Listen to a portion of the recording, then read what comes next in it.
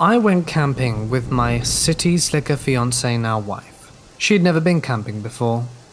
A day or two before we left, I bought my first pistol. This was around 1999. We went to Woods Canyon Lake in April at the start of the season to avoid the crush of people. It's a man-made lake. The campground was well developed and park-like. I normally like a more secluded spot, but my fiancée was not looking to have a Jason Voorhees camping experience. We arrived late Friday night around 11. My old beater car was having trouble due to the thinner air. I hadn't stopped to adjust the carb in Payson. We select a spot and quietly tried to set up. It was quiet. Most people never understand when you say that, but it was so quiet it was loud. There were a few occupied campsites a few hundred yards away, and you could hear people breathing and snoring. It was very dark. There was no moon or light pollution. Our lanterns cast a feeble glow, and it seemed like they barely pushed back the night. We must have sounded like a troop of elephants trying to get our tiny tent set up. We went to bed right away because we had worked all day, then drove up from Phoenix without rest. My first screw-up was not realizing how cold it got at night and making sure our gear was good enough. We woke up so cold at 3 a.m., shivering very hard we couldn't even light a match. I finally got the propane heater going on her tent and covered her with my sleeping bag and blanket so she wouldn't die. I lit it and sat by the fire to get warm and drank coffee until the sun came up. I didn't notice anything odd except the unnatural quiet. No animal sounds or anything. The hiss of my stove as the coffee purred sounded like a jet engine. The next day was nice. We did stuff like fishing and rode a boat around the lake. Looking back, the entire north side of the lake was filled with weird tree structures. There's no easy access to that side of the lake. I felt uneasy rowing so close to the shore on that side for some reason. The day ended with us exhausted and sunburned. A good day. I made a dinner of soup and boiled eggs on the camp stove at sunset. We had recently watched the Blair Witch Project, and I bought her the same hat the girl had, a powder blue stocking cap. We had an old school HI8 video camera and made some parody videos while the food cooked. Hilarious. I drank a few beers and we ate. We put the fire out and headed to our tent for some rest. We had decided to sleep with our bags zipped together to share body heat. A smart choice. She fell asleep right away. For some reason I didn't get sleepy in the woods. Never have. I stayed up reading with a flashlight. We left one lantern burning low off to the left side of the tent. There was a camp far off to our right, and this night they left a lantern on as well. I leave a lantern on because I'm paranoid and want to see the silhouette of something if it enters my camp on the tent wall. I had my new firearm next to me, a 9mm Lawson. It's the worst gun I've ever owned, but it was cheap for a couple of poor kids just starting out. I'm reading something by Dean Koontz when I noticed something. It was quiet, dead quiet. I listened hard. All I could hear was the hiss of the lantern, my own breathing, and my tinnitus. What caught my attention? I couldn't sense anything, so I went back to reading. A few minutes later, I felt the same thing. There were bears. We had cleaned up dinner and put all food in the food trash in the car.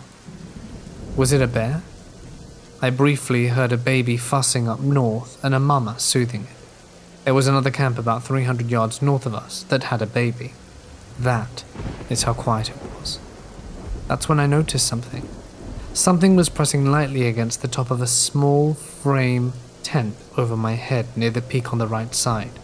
Was it a branch? No, there were no branches in reach because people broke them off for firewood. There was no undergrowth or bushes in the entire site. So what was pushing against my tent? I stayed calm and quiet and watched the spot.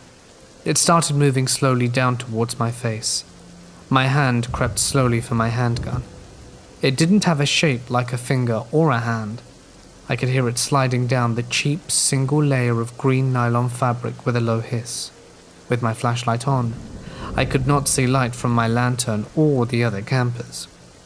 I didn't want to douse my light and alert whoever it was that I detected they were doing that. At this point, I was sure it was a person. My wife was, and still is, a very beautiful young woman. She was a perv magnet, with her long, luxurious blonde hair and slim figure.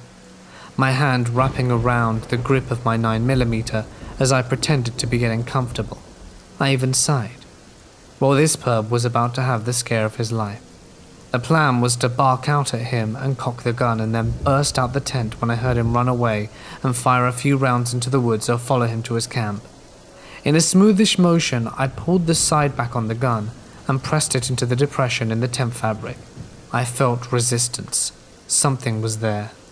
"You're messing with the wrong people, friend," I said, or something equally one-linerish. I expected to hear a gasp or a curse or something, but I heard nothing. The resistance faded as whatever it was backed off, still without a sound. A mouse farting would have sounded like a cannon, it was so quiet. I killed my light. The light from the distant lanterns illuminated the right side of my tent with a pale glow. It was clear, not even blocked by a tree or branch. I whipped my head to the left, thinking I would see a skulking shadow on that side from my lantern, but it was also clear. I laid there for many long minutes, straining to hear something, but there wasn't even a breath of wind or a cricket chirping. I decided to stay in the tent and not investigate. I didn't get any sleep that night. I laid there on high alert, with my weapon on my chest, listening. Finally, about an hour before dawn, the crickets started chirping along with the birds. I didn't get out of the tent until I heard the other campers stirring. I checked the entire campsite, but found no print other than ours. No animal tracks, no scat, no sign that anyone but us had been there.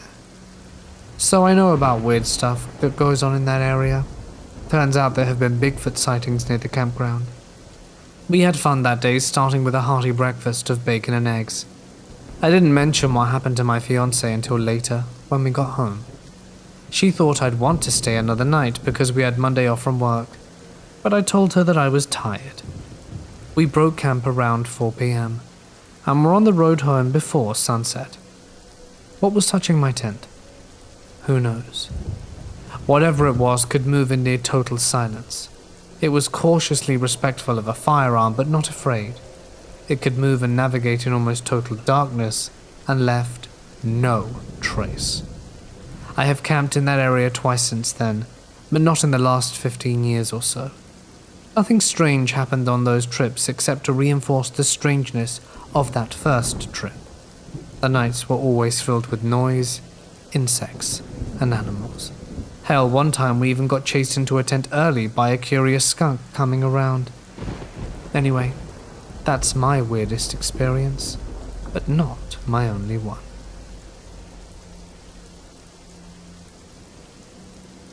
So, as skeptical as I am about anything paranormal, with my logic being that just because science can't explain it yet, doesn't mean it's not creepy as hell.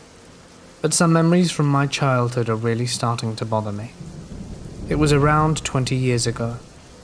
I grew up next to a very creepy 400-acre forested area in the middle of Tennessee, USA.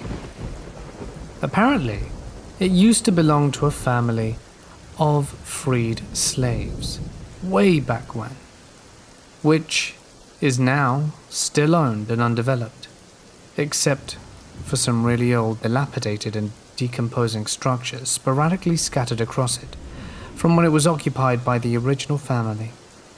My brothers and I used to go hiking in the woods and found these places, but we stopped. Because, well, that part comes later. For some clarity, I mean an old farmhouse, smokehouse, and on the border of the property line in the wooded area behind my old house was a rickety old house. Think Little House on the Prairie, or old Amish style, and you get the picture. If you go ahead and age it an extra 150 years. So my old house, which was on kind of an elevation, with the backyard sloping to the wooded property line, bordered said creepy 300-acre wood. The neighborhood I was in was basically bordering the forest along this property line, with the house facing the street, with the backyards bordering the forest line, that was demarked by a solid line of underbrush and very mature trees. So the memories, and why I'm here. The first memory I have still creeps me out. So mind you, there are no roads, no inhabited houses, nothing built or done to this area because of land division dispute and some will/deed problems with the family who owns the land, and apparently it's been this way for over 150 years. Just forest. My sister and I were out playing in our backyard near the property line, where the creepy-ass, falling down little prairie-looking house was, when she spotted an old woman in the house. The front of the house was broken down, and you could clearly see into it. It had 2 stories, kind of like a cutaway from a dollhouse where you could take off the front and see all the rooms. Allegedly, this 70 to 80-year-old woman was just sitting in a green lawn chair, watching us from the 2nd-story loft. We were young, maybe 8. We didn't really notice some of the more peculiar aspects of this scene. We'd been playing for a few hours and would have seen someone walk by carrying a green lawn chair because we had a clear view of the house, and you couldn't really get to it unless you either came from our yard or you hiked through a lot of wood. An elderly woman dragging a lawn chair up a rotted-out ladder to the 2nd story of a rotted-out loft, and just chilling there watching me and my sister. So of course my sister goes and says hi, finds out she speaks, and said she used to live in that house a long time ago. She looked fairly normal for an old person, but the face was indistinct to me, like I couldn't really get a solid look at it for some reason. I got uncomfortable and said bye to the creepy old lady and left, where I basically grabbed my sister and we returned to the house. Now this bothers me, because no one has lived or been living in this area for nearly 150 years. No one could have, or should have been living there. There were no records of it or anything. Also, I knew for a fact that there is no road nor trail or anything that goes to the old house, even now thanks to Google Earth. So how did this old woman just appear and disappear? Because as we were walking back to the house, I glanced back at the property line about 80 yards back to the old house and the green chair, which was still there. But the old lady was gone. She didn't pass by us, didn't hear her climb down, nothing. Clear line of sight, early afternoon, not overcast, very well lit. She was simply gone. I did some research from when I had to steal stuff next door for school and couldn't find a similar person on my street or the next or even in the neighborhood. So to this day I still have no clue what happened there. A second memory. This happened a few times in middle school, but sometimes when I was walking home from the bus stop at the end of the street. The tree line and underbrush along the backyards of the house that bordered the creepy forest started to have glowing red dots in sporadic clusters and resembled to me eyes like tiny orbs of red dull light that appeared along the underbrush and followed me home. I thought it was maybe berries, but no. I hiked through that area with my brothers. No berries or red anything. Ever. Not holly or seasonal fruiting bushes or animals, because we had some foxes, deer, and squirrels. That's about it. I couldn't explain it, then nor now. I just remember running home whenever I saw the lights in the underbrush, along the tree line, and would hide in my house as fast as I could. The one time I was brave enough to go up to the bushes, the lights disappeared before I even got close. No sound, no wind, nothing but a cold chill, which at the time was weird, as it was late spring or early autumn in Tennessee when it happened to me, and it stays pretty damn warm usually. I couldn't ever find any evidence as to what it was. No red berries or critters, or some wackadoo raving around red Christmas lights. Yet, this memory still gets to me. My third memory. Why do I feel like I'm being watched? So my old house was old. Well, 30 years or so. Never really got the cold spots or the other classic signs that someone's making up stuff about having a paranormal encounter. But every now and then when I was alone, maybe the basement usually, or occasionally outside in the woods, I got the sensation someone or something else was there. And every time before I felt the sensation, I started to get afraid a little first. Then full on mad dash away in full adrenaline mode whenever I realized what I was feeling. This happened more than I liked. I hated it and thought I was losing my mind. Mind you, I didn't do any drugs, prescribed or otherwise, and even didn't start drinking till college. I couldn't explain it, and it didn't fit panic attack symptoms or anything similar. I've been checked out and looked at, examined my medical records, but couldn't find anything from a biological perspective. There are a few more jarring experiences as well that happened to me, and I'm going to share these with you now. There was another occasion where I was tromping around the woods and felt like I was being forcibly turned around. My brother and I spent a good deal of our first 5 to 7 years at that house going in the forest, hiking around with no problems, usually, or how we all just stopped when we got close to high school age. And I chalked it up to us having other things to do, girls, sports, friends. Then I remembered arguably our last trip, and my second to last trip into that forest. My last trip made me never go into those woods again. Thinking back, maybe there's a reason why no one wants to develop the woods, or why the owners won't sell to anyone. I even checked. Even if the forest is prime real estate, South Nashville worth millions of dollars, probably because we were kids or something. If we felt uncomfortable, we just didn't talk about it and cut trips short, so we ignored things. Except this trip that turned out to be our last group outing into the damn forest, because we were old enough to start knowing when things simply aren't right. Thinking back on those details through meditation and sorting through details with my brother, who didn't want to recall anything, seems like we made a conscientious decision to never speak of it again. Except, I wanted answers. And here's the story. So, usual gorgeous late spring Tennessee weather that begs you to get outside and go for a hike into nature. My brother and I gear up for a Saturday excursion into the woods to explore past the old ruined smokehouse to the left side of the woods. We trek through the back of our property line into the woods proper, trekking a straight line using our compasses to go to this circular clearing of protruding limestone. As we got closer, it got quiet, almost silent except for us trailblazing. We get to the clearing, and my two brothers in front of me stop and look at the center of the stone clearing, where a raised circle outcropping of rock is about 150 feet. I can't really see much at the time because I was still 4'0", and behind those behemoths I call family.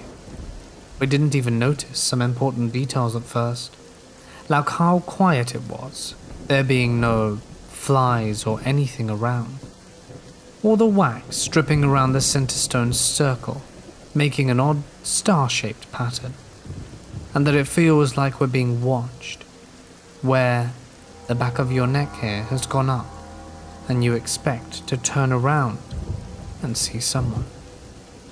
My oldest brother goes up to the circle and just says, "Oh crap." I don't have a word, and my second brother starts to notice some of the weirdness about the outer part of the circle and goes to look. I, being the smallest, am curious, as all get out and go wander over to the middle where my oldest brother has gone a bit pale and is staring at something. I look past my older brother's shoulder and see on the top of the stone dies a lump of stuff. It is a disemboweled animal arranged strangely, but it wasn't eaten at all and appeared to be a fox. I remember thinking it was strange because I couldn't smell it, and there were no flies or anything or signs it had been bitten open, just splayed there with its organs somehow around it, like a dissection. At this time, everyone started to notice everything else I mentioned. When we confirmed it was more than just one of us feeling like that, we started to hear what sounded like the wind through the trees, but nothing was moving. Not the grass, the plants, and the treetops, which we all knew to look at to figure out the wind direction. Then my eldest brother said, "We're going back right now," in a serious tone that I'd never heard him use before. So we all collectively buggered out and went back to the house as fast as we could. I overheard my older brother talking about sacrifice and that we're not going back, and to tell Mom, Dad, and the police. I was 12, so I didn't think much of it and was more concerned with hanging out with my friends later in the day. I couldn't just focus on the memories, or I didn't want to think about it. The last time in those woods for me was this memory. Fast forward 2 to 3 months, and I'm doing a small hike through the woods alone, maybe 400 meters back from the tree line that borders the neighborhood. I wanted to move parallel to the road so I could get back easily by cutting out a right angle and walking back on the street to my house. 10 minutes into this, I start to turn right to go towards the street to get back in time to leave for the beach vacation with my mum and sister. That's when I felt it. The most uncomfortable and awful sensation I've ever felt in those woods. It was like I was being watched coldly, and it was getting closer. I never scared or spooked easily as a kid, and especially in woods. My background is important, as I was basically in various national parks every other weekend camping with my scout troop. I've been through solo orienteering courses day and night in all seasons to earn merit badges, and I don't freak out then, and when I was younger. But this time, I was spooked hard. I turned around and looked everywhere around me. It was very quiet, too quiet for Tennessee woods. If you've ever been to the southeastern US in summer, go anywhere near nature. You'll understand what I mean when I say it's never quiet.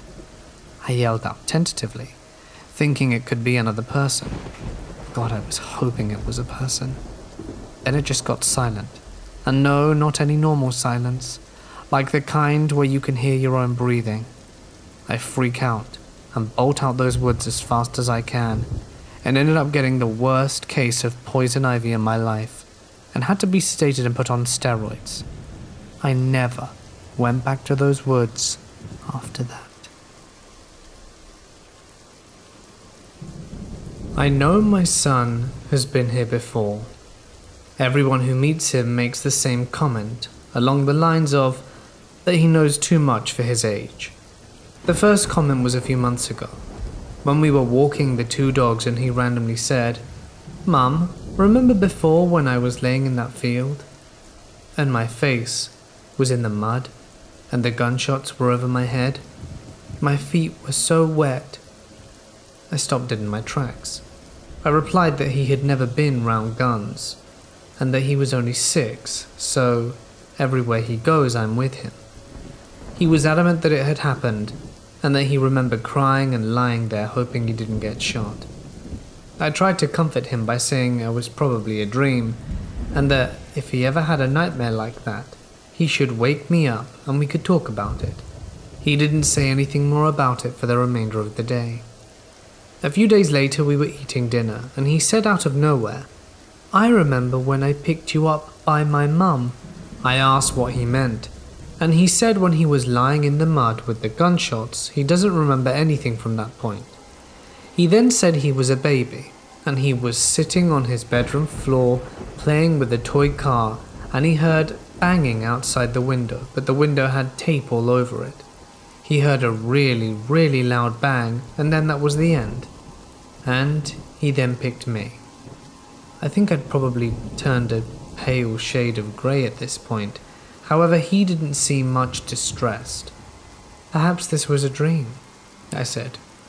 He shook his head and said, almost frustrated, that this was before. I said, "What's before?" And he said, almost as if it was stupid of me not to know, "You know, Mum, before?" I just nodded and agreed, but I was both confused and freaked. I spoke to people about this and they all had the same opinion.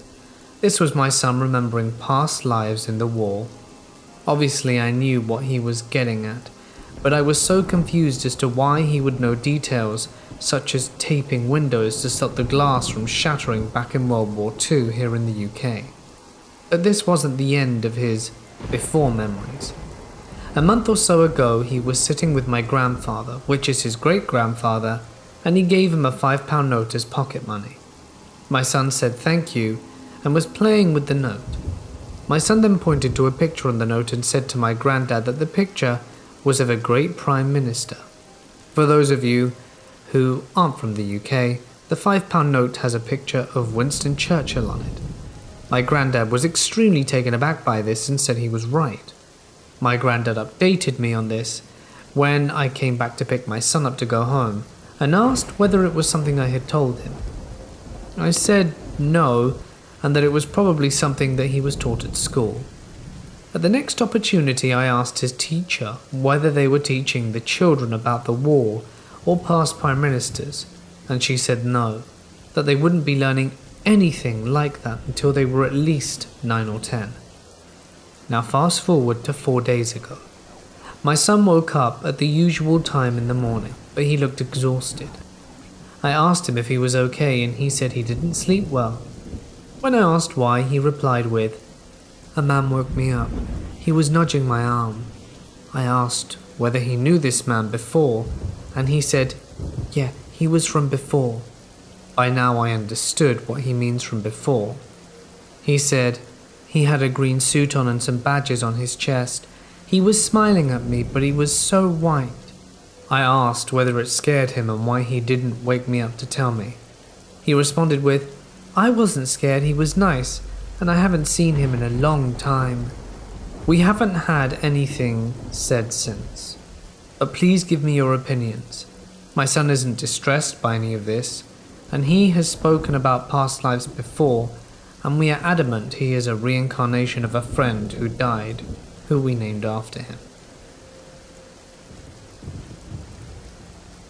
We have lived in this house for almost 8 years now, and there are lots of things to share. Our neighborhood sits on the original town cemetery from the 1800s.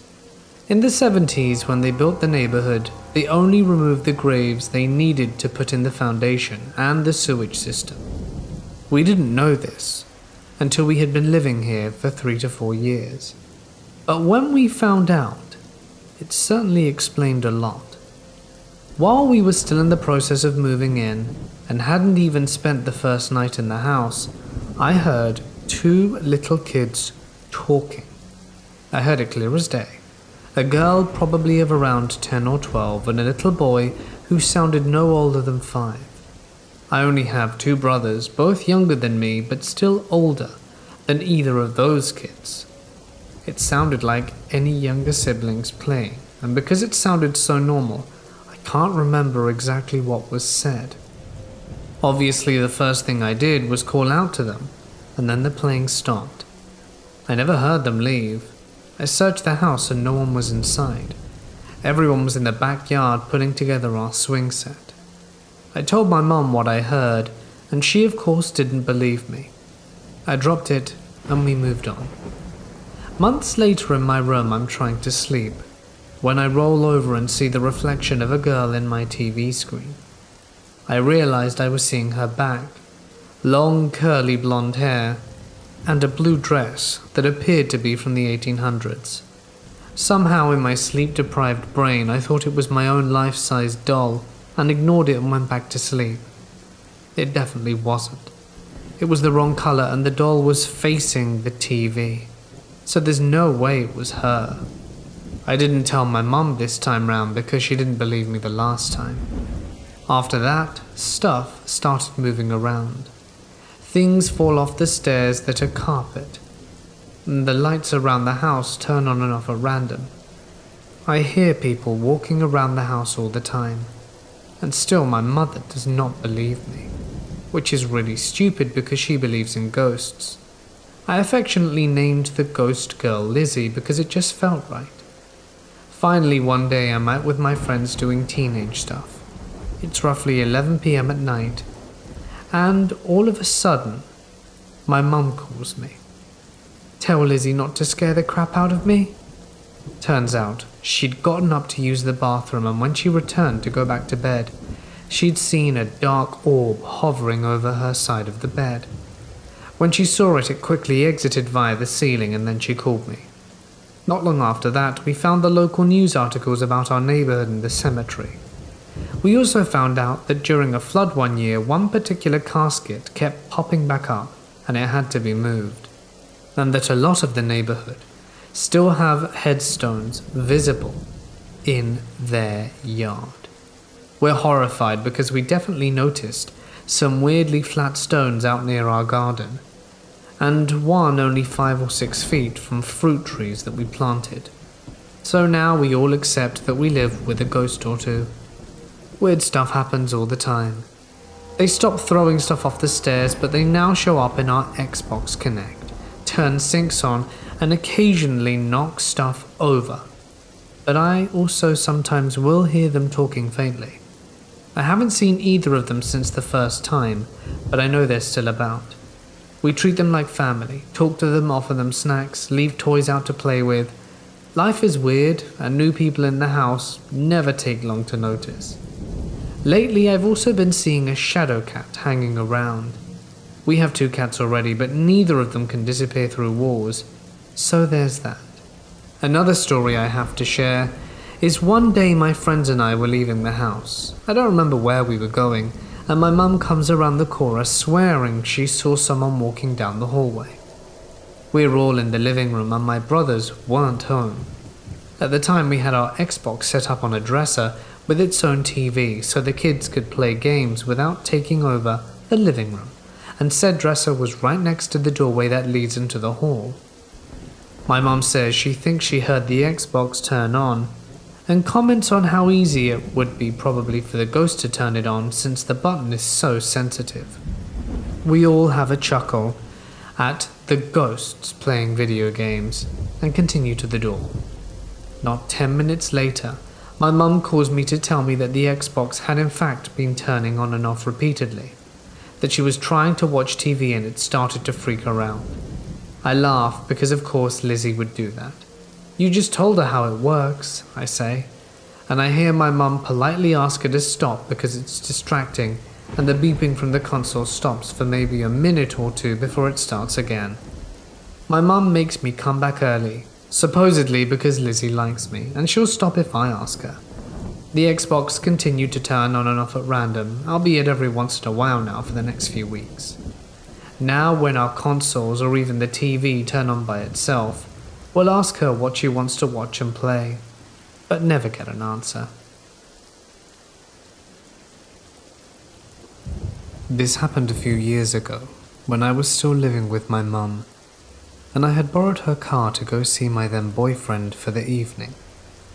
It was around midnight when I got back to my neighborhood, so the roads were empty, and that's when I noticed this dirty, run-down, rusted, white utility van that a maintenance guy would drive, following me. I never ever saw the driver's face, but I got this immediate sinking feeling in my stomach, because something felt wrong about this van. Now I was only 20 at the time, but I knew better than to just drive straight to my house and letting this person know exactly where I live, no matter how desperately I wanted to just go home and ignore it. But I also wasn't 100% sure they were actually following me yet. I didn't want to jump to conclusions because it was late and I was alone and being paranoid. So I drove to a shopping complex a few minutes out of the way that's well lit and has a public library to see if I were followed there. I thought I lost the van, but decided to wait in the parking lot for a few minutes because I had a bad feeling that I just couldn't shake.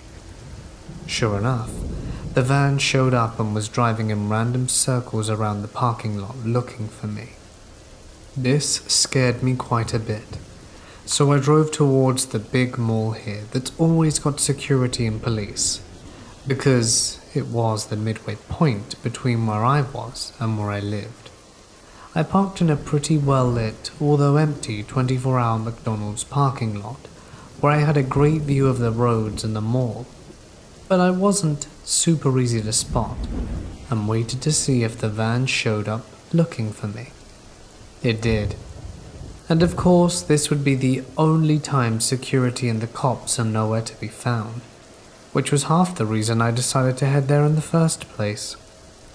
Realizing whoever was driving this van was 100% actively following me in the middle of the night, I knew I couldn't just drive home. This wasn't an option, and that's a terrifying realization. Luckily, the police station is just a few minutes away from where I was, so I try to discreetly drive away, hoping the van hasn't noticed me yet. I wasn't that lucky, because it wasn't before long the van was back in my rearview mirror. At this point I'm panicking pretty hard, and my anxiety is high.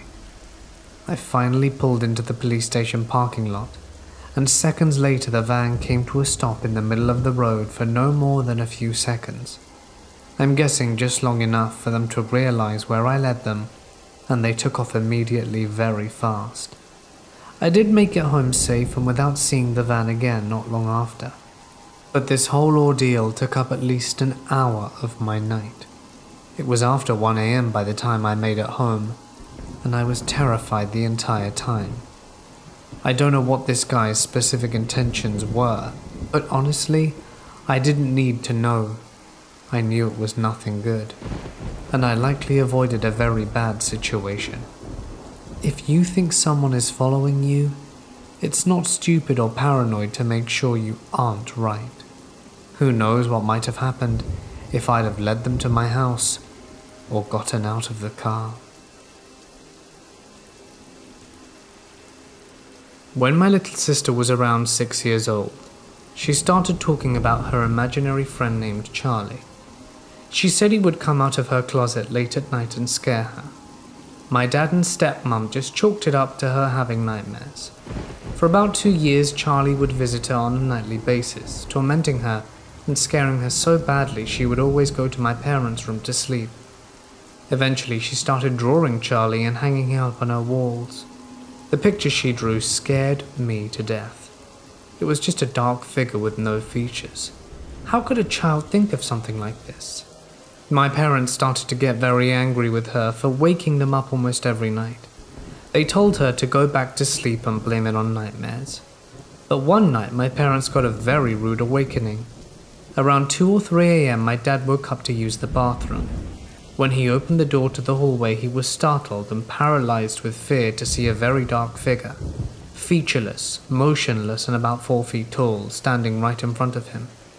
He stood there for a second watching this figure, not knowing what the hell it was. It was Charlie. Charlie ended up literally floating and disappearing into the door to my sister's room. He never again doubted why my sister was so scared of what she saw every night, and we ended up moving a few months later, and my sister, fortunately, has not seen Charlie since. After years of hearing other people's encounters and experiences, I have decided to share with you one of my many personal experiences in the area in which I live. Some background before we start. I live in the most northern part of Norway, which is also the most northern part of Europe. My home lies well above the Arctic Circle. This means, for those of you unaware, that we have very short summers, where the sun never sets, and very long winters, when the sun never rises. Those long and cold months of darkness in the end and beginning of the year have made us into, understandably, a superstitious bunch. There are many tales meant to safeguard us growing up. You have Stalo, the mountain troll who steals children who wander too far from their home. You have Meiling, who you will not see, but you can hear it stalk you, letting out the cries of a baby. And the Nork, who lies in waiting beneath the surface of lakes and rivers, waiting to drown unsuspecting swimmers. My story begins when I was 16. I had just gotten my hunting license, and my father had even bought me a shotgun for my birthday. This was a big deal for me, as I had always followed my father on hunting trips as a child, but never had I actually shot grouse myself. My father is the stereotypical northern Norwegian. He knows everything about the outdoors, and he can endure any hardship or weather with the same unwavering sense of macabre humor. Once his fingers got stuck in a sore at his workplace, and he peeled the skin off his middle finger like a banana peel. He promptly bandaged it up by himself and kept going. He did not consider going to the doctors to get it looked at before almost 2 weeks had passed, and the stench of bandages made him unbearable to stay in close proximity with. In the end, he needed a skin transplant and several weeks off work before his hand was remotely usable again. So the time of year comes when the sun is out for a few hours in the morning, and me and my dad take the journey to the cabin. This includes an hour of driving and a further hour of boat. You see, our cabin is in a remote area without any road access, so the only way to get there is by a ferry. This means we somewhat already know who is out there, since most people only stay over the weekend and there are no holidays, and the ferry only goes Fridays and Sundays during the weekend. That being said, there are never any more than a handful of people out there at the same time, spread out on an area that is roughly larger than my hometown. This time, on the other hand, it was only me and my father taking the ferry that Friday, so I knew we were going to be alone for the weekend. Arriving on that small pier by the cabin, I could finally breathe in the fresh air of untouched nature that has always been soothing to my soul. It's like you leave behind all your troubles at home, because out here, they are irrelevant. At the cabin, the only things that mattered is the things to keep you safe and warm and fed. We dug out our snowmobile that was parked near the pier and drove the short trip over to the cabin. That night, we mostly spent preparing noose traps and lunch for the next day. My father told me old stories of when he went hunting back in the days and such, and we shared in ceremonial hunter's shot of a single malt whiskey. I slept well that night, as I normally do, in the peace and quiet of the cabin. We got out of the cabin late following morning, due to us just enjoying the calming of a morning with no obligation. This would turn out to be a mistake, however. You see, the key point is to be out early so that you can utilize the sunlight as much as possible. We knew this, but sometimes you just want to sit down and eat a lazy breakfast and watch morning TV. When we had arrived at the Lavu, imagine a winter version of a TP, that we had set up the summer next to our lake, which was now frozen, of course, my father decided that he would take it easy that day and get the Lavu warmed up so that when I returned from the mountain there would be warm food and drink waiting for me. I had previously spent a lot of time by myself around the area, so walking around the mountain alone never bothered me and still does not to this day. So I started walking up the mountain overlooking the lake. It was difficult due to the heavy snow and me not bringing my skis. Instead, I opted for using an old pair of snowshoes that were hanging in the cabin. This resulted in me using way more time than I needed to get up to where I could find some grouse that I may shoot, as I knew from previous experiences that this was the area they would be in. After a lot of effort, I made it up, and despite being full of tracks and feces, it was abandoned. You see, it had snowed that night, and part of the morning, so the tracks must have been somewhat fresh, yet I could not see nor hear anything. So I stalked the forest upon the mountain for hours without any traces of life. That's when I noticed the silence. It's like what people with similar experiences say. There is always a deafening silence that preludes something bad. Like all the animals know it's time to get out of there and do just that. I remembered for the first time since childhood that I felt uneasy about being alone up there. But of course, I was not about to go empty-handed back to my father, so I continued. As I was walking around, I listened intently to any sound that might give away any other form of life. I remember being amazed at how loud my footsteps were. At this point, I was a tall yet skinny boy, even though I walked as slow and controlled as humanly possible. The uneasy feeling creeping closer and closer to the point where I decided to take a quick snack break and regain my previous calm state of mind. As I walked back to a clearing overlooking the lake, my footsteps seemed to almost lighten, as I felt more relaxed and at ease again.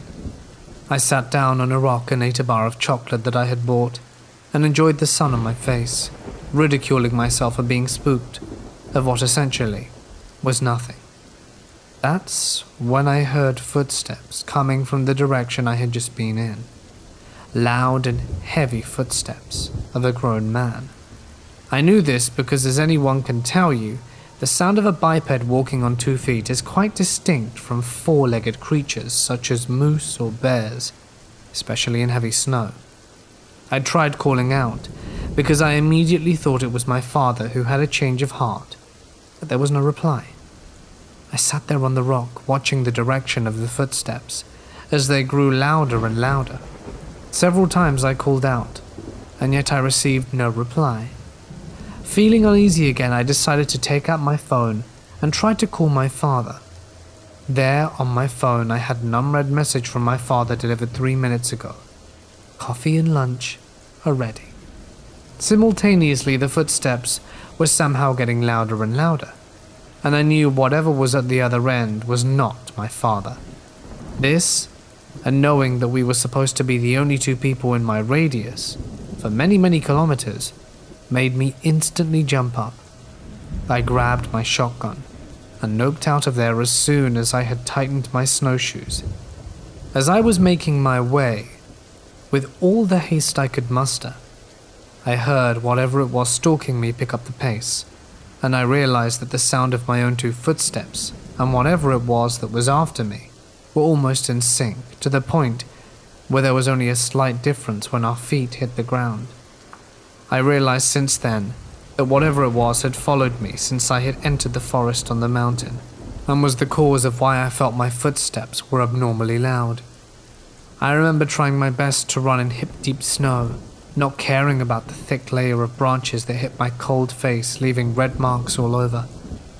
It came to the point where I could hear the extra pair of footprints, no more than 5 meters behind me. Yet when I turned around, there was nothing. I pushed all I had in me, and I finally managed to reach the frozen lake on the other side from the lava, and the extra pair of footsteps stopped. Exhausted by the kilometers plus that I ran in high snow, I made my way to the lava. My father seemed almost amused by how tired I seemed. He handed me a hot cup of coffee and asked if I saw anything. I didn't know what to say, and was honestly embarrassed by what had occurred, so I only said that I had spotted many tracks, but alas, no birds. However, in later years, I asked him about this and other strange occurrences around the area, and the answers have always been roughly the same. Don't worry about it, don't ask about it. Some things are better off ignored. Last year, from January to July, I dated a guy called Lucas. He loved the paranormal more than I did. He's also a firm believer, while I tend to be more skeptical. I firmly believe in angels and demons, but I'm kind of iffy on the topic of ghosts due to my more religious upbringing, whereas he comes from a small town steeped in superstition, where I came from a big city, where we had so much going on to even consider the afterlife. We met during my freshman year of college. He attended the community college and I attended the major university. My roommate and I got bored one night and had downloaded Tinder more as a joke than anything else. Nevertheless, I matched with Lucas and he was eager to meet and could hold a conversation, and I decided, why not? We met at the local barbecue place right off my campus and spoke for hours. Towards the end, he asked me, "Do you believe in ghosts?" I felt like this could be a trap. What if I say yes and he thinks I'm crazy? I told him I wasn't really sure but was open to the notion. He told me he could turn me into a believer. I was like, bet. And we decided one day he'd take me to the local ghost tour. He was a native of my small college town. He knew every superstition, every back road, and he knew stories only locals knew. The stuff you can't really find online. We kind of fell off when I went home that summer. We had something happen to us a week prior to the semester ending. We almost died and kind of wanted to be alone to process it. That's a story for another time. Fast forward to November of my sophomore year. He randomly sent me a friend request on Facebook, and I accepted and we started chatting via the messenger. We get back on the topic of the paranormal and I asked, "Hey, do you remember the night we almost died?" He replied that he does. I told him I wanted to go back to the spot, a cemetery, where we had something freaky happen. We were actually on a ghost hunt then, and I was super casual about it all, as I was 100% convinced nothing would happen. "Hell no, I didn't want to go back there, I almost died," he said. "But I can show you the bridge. It's haunted," he goes. He picks me up from my old dorm, and we set out for the bridge. It took us about 20 minutes to get there. It was up in the mountains, and there weren't any street lights of any kind. The bridge stretched over this creek, and there are woods all around the bridge. Middle of nowhere, literally. We exit his truck with flashlights and go to stand on the bridge. I ask him to tell me the story as to why it's haunted. He goes on to tell me that back in the 1960s, there lived a doctor called Dr. Gary. He was a rural mountain doctor and would take house calls. He was heading home one night. It was later than usual. He was exhausted and overworked and came down the mountain flying towards the bridge. As he was about to cross it, he had a heart attack and lost control of his small car. His car swerved across the bridge, hitting the side 3 times before flipping over into the creek below. Obviously, he passed away. It is said that every night Dr. Gary relives his death and drives across the bridge every night before splashing into the creek. You'll hear a loud bam as his car hits the side, and then twice more before a splash. Before that, you'll see his 1960s car coming around the bend. Lucas has a large group of guy friends, and several of them aren't believers. He took them to the bridge to wait for Dr. Gary, and they're all standing under the bridge when they heard the bam, bam, bam. It scared them so much, they refused to go back. I was living for this, and was so pumped to witness this. We got there at 11, and according to Lucas's dad, that's when Dr. Gary comes. Lucas was steadfast it would happen. I yelled, "Hey, Dr. Gary, I don't believe you exist. Show yourself." We waited for over an hour and nothing happened. Lucas was dumbfounded. We left and decided to try again the next night. For 3 nights, nothing happened. On the 4th night, we decided to go earlier. I had a test the next day and didn't want to be out late. We arrived at 9 p.m. Lucas asked me if I wanted to see the creek below the bridge. There are these stone steps you can go down and explore underneath. I was apprehensive and feared homeless people slumbering below or creeps waiting for easy targets to wander into their den. But still we headed down the steps when I heard people talking. They sounded young, maybe my age. I was 20 at the time, and figured we shouldn't go down there, but Lucas looked at me like I was crazy. He couldn't hear the people talking. It was so loud. There were at least 4 of them, and he shined his light below and shook his head. "Megan, there's no one down there," he said. He left me and went down the stairs, and I didn't want to be alone, so followed him. He was right. There was no one down there, but I knew I heard people clear as day. They were laughing. I could even tell some were male and others female. I was beyond confused. He was explaining to me how he and his friends liked to drink beer underneath the bridge when we heard a car coming. Because we were in an isolated place, we didn't hear cars pass by much. You'd only have about 1 or 2 an hour. I was like, "Oh, a car's driving above us." When all of a sudden we heard the bam, bam, bam, followed by a splash. It was so intense the whole bridge was vibrating, and I'm like, "Crap!" We sprint up the stairs and get in his truck. I honestly have no clue what would cause that. We didn't bail out and stuck around and ghost hunted. I had an EVP recorder and ghost detector device and got them out to see if I could speak with Dr. Gary. What happened with that I'll share for another time. I'd love to hear what you all have to say. I am now firmly a believer in him. After the bridge thing, the activity ramped up big time. All the nights before that were calm. Not this one. I have always been interested in hearing stories from my childhood. My mother recently told me some stories that weirded me out. When I was 4 years old, my mother was expecting. My parents hadn't told me about it yet. One day, my mum decided to try and tell me that I was about to have a little brother.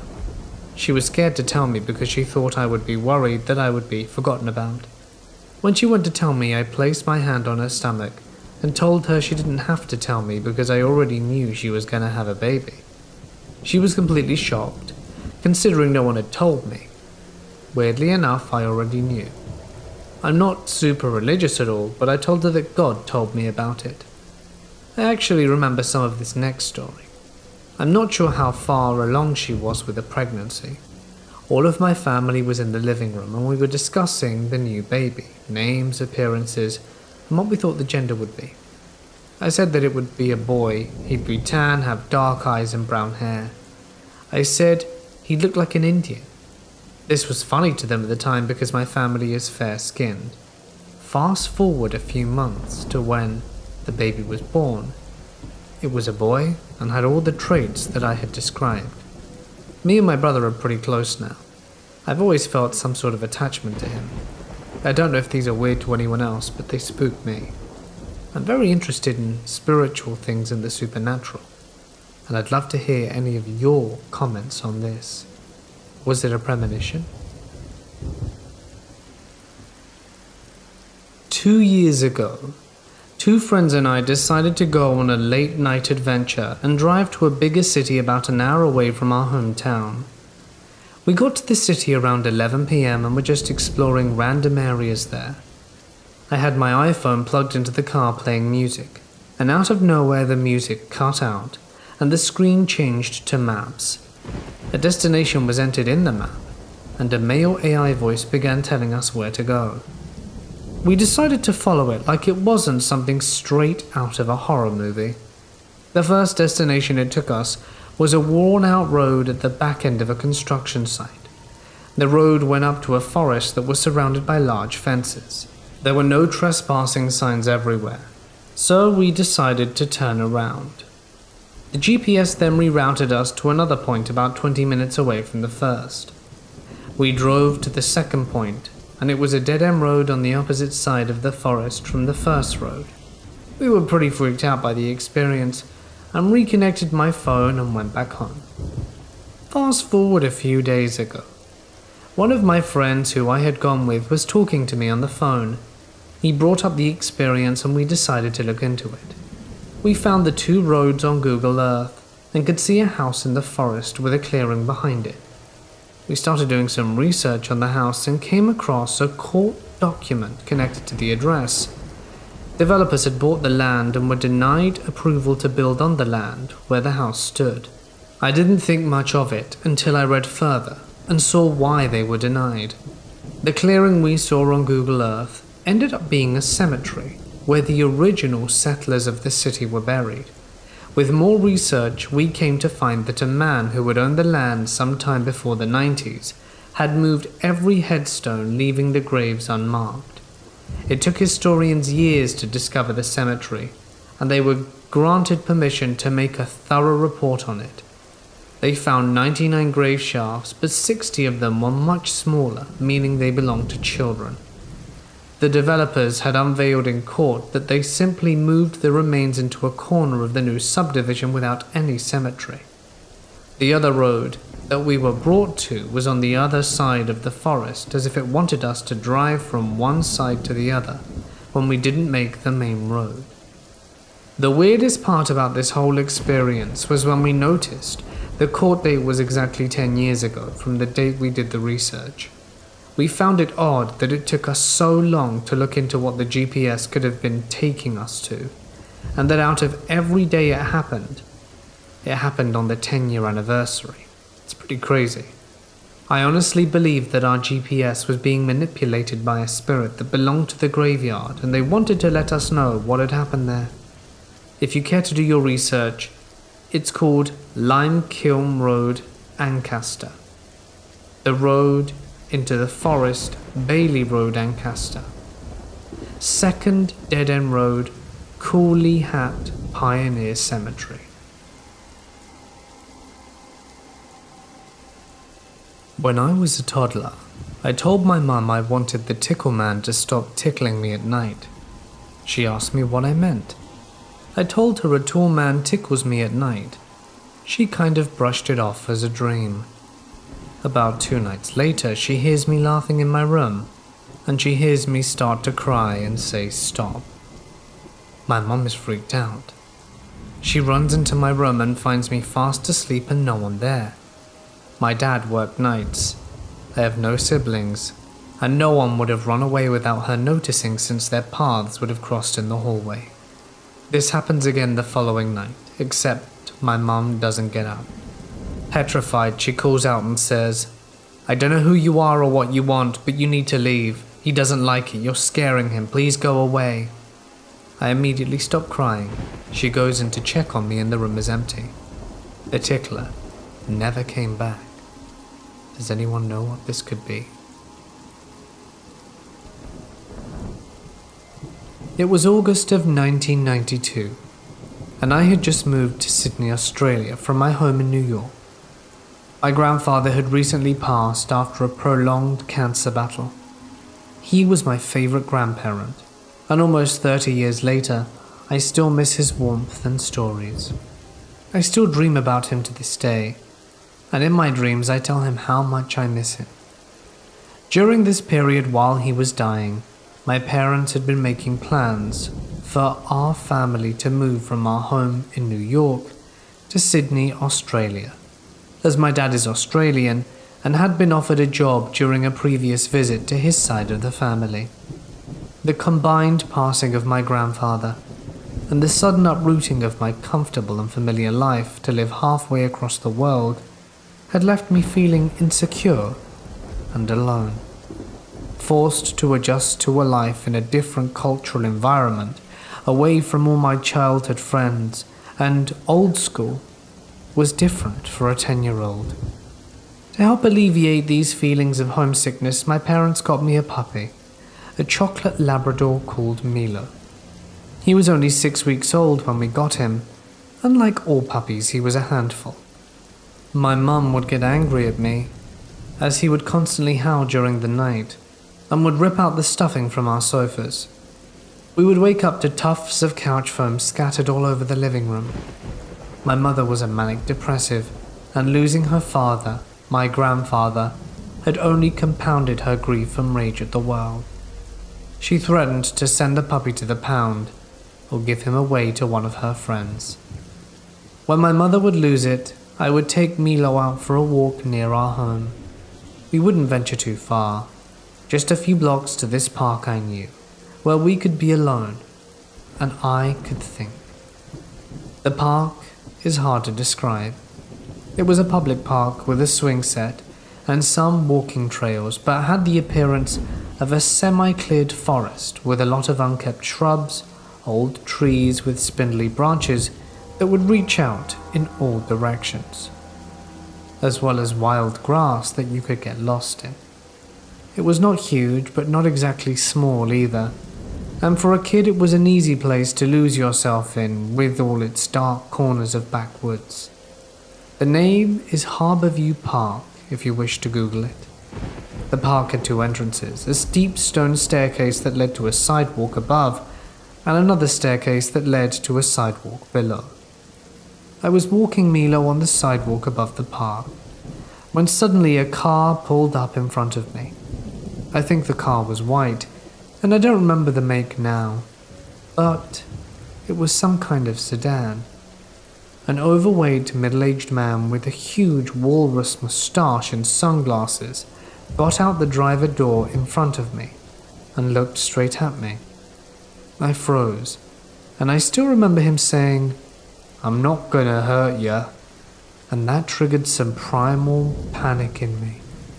My parents had always told me to be very wary of strangers, and even at 10, I was fully aware that children were prone to being taken and have their lives ended. I grabbed Milo up in my arms and bolted down the stone stairs, descending into the deep bowels of the canopied park below. My heart was beating so loudly I could feel its reverberations in my throat. I darted behind some shrubbery near a broken tree trunk. I was holding Milo so tight against me that I was worried I might crush him. Through the branches I could make out the street above and see the white sedan was idling above, but the man did not follow me. I hid there in the shrubbery, almost completely still for what seemed like half an hour. The car above never moved, but no one came down into the park either. Eventually I ran through the long grasses and through detritus of this half-park, half-forest floor. Sunlight poured in from the other end of the park like a light at the end of a tunnel. There were stairs at the southern end, just like there were above. I walked down the street, nervously glancing around for a white sedan. It was twilight now, and the sun was setting beneath the red brick house that made up my neighborhood. I resolved to make it back to my home and ran the 5 minutes back, never telling my parents what I thought had nearly happened to me. About 2 days later, I heard on the local news about an abduction. A girl disappears while getting off her bus a few suburbs away from me. There are people being taken all the time, and of course there's no proof it was in any way related to my own experience. There's also no proof that the walrus-mustached man in the white sedan was even out to take me. It's possible he was going to ask a 10-year-old for directions, and I was nervous. However, I don't believe a normal grown man would stop and ask a 10-year-old for directions, or anything else of an innocent nature for that matter. Was he out to take me? I'll never know for sure, but I think I made the right choice in running. For a long time I was scared to walk my dog near my home, and I would get a lump in my throat whenever I saw a similar car slow down near my side. I eventually moved on, but I'll never forget that feeling of sheer panic I felt as I rushed down into the park that day. I've always been able to interact with the unseen. I first found out I was able to interact with spirits when I was 6. I was attending a funeral and spent the day playing with my cousin. It was his funeral I was attending. Eventually, I bumped into him, and it was as if I bumped into a living person. It was like I could physically touch him. I even fell to the ground. Now I've heard of people who could see, hear, and sense the spirits, even going as far as to communicate with them pretty regularly. But up until recently, I've never come across anyone that could physically touch them the way I can. Fast forward 18 years. I now have a 4-year-old son, and I'm running a very small spiritual business looking to expand and have grown to a position of some standing within my religion. My son is, and always has been, the light of my life, but I've always wished he had gotten the chance to meet my father, who passed away almost a full year before he was born. Now, onto the experience. I'm sitting in my mother's living room, reading while my son is colouring. Now, like I've said, I've always seen spirits, so needless to say, Dad isn't truly gone for me. I've been able to cope with his passing slowly, since I can still see and communicate with him often. One thing my dad used to do was flick my ear when I was doing something and tuning the world out. As my son was colouring, Dad kept telling me to flick his ear. I'm trying not to respond verbally because it scares Mum, and she hasn't fully coped with my father's passing. And that's when it happened. My son jumps up and stomps his foot on the ground. "No, Papa!" My mum blew a gasket. She goes on a rant at how I passed my curse onto her grandchild and that now he won't have a chance in this world. But I won't go into all of the negativity as it isn't healthy. The thing that got me was that my son knew to call my dad Papa. He's never met my sister's daughter, the only other person who knew to call Dad Papa. So this is 100% proof, to me at least, that my son was legitimately reacting to my father. My mum may be scared and she has her reasons, but I couldn't be more proud and thought that I would just share this with all of you. My friends and I liked to night climb. We lived in the middle of a desert. One day we decided to go venture into an area we hadn't been before, but was public land. There are a lot of random dirt trails. We drove around for a while until we found a great canyon. The moon was full and lit up the desert. It was serene and beautiful, until it became time to leave. Mind you, there are no other lights other than the moonlight, my headlights, and soon the headlights of a bread truck. It came down one of the random little trails hauling ass and stopped dead in its tracks when I'm assuming it saw us. It sort of just rumbled there idle for a minute or two, and we just stood at the back of my SUV and peeked around to see if anyone was going to get out. Nope. They just sat there waiting and waiting and waiting. After a few minutes of this, I got weirded out and decided we should leave. We piled into my SUV and started driving in the opposite direction of the trail. The guy turned around, that bread truck, and started following us. I don't know if any of you have driven down a desert trail at night that isn't monitored, but it gets creepy. The bread truck was flying down the trail after us. I would turn down random trails trying to get away from it, going over the crest of a hill, but there it was, right behind us. We drove around for a good half hour or so with this truck just following us. Finally, I was able to get onto the highway and speed off. Unfortunately for me, it didn't follow.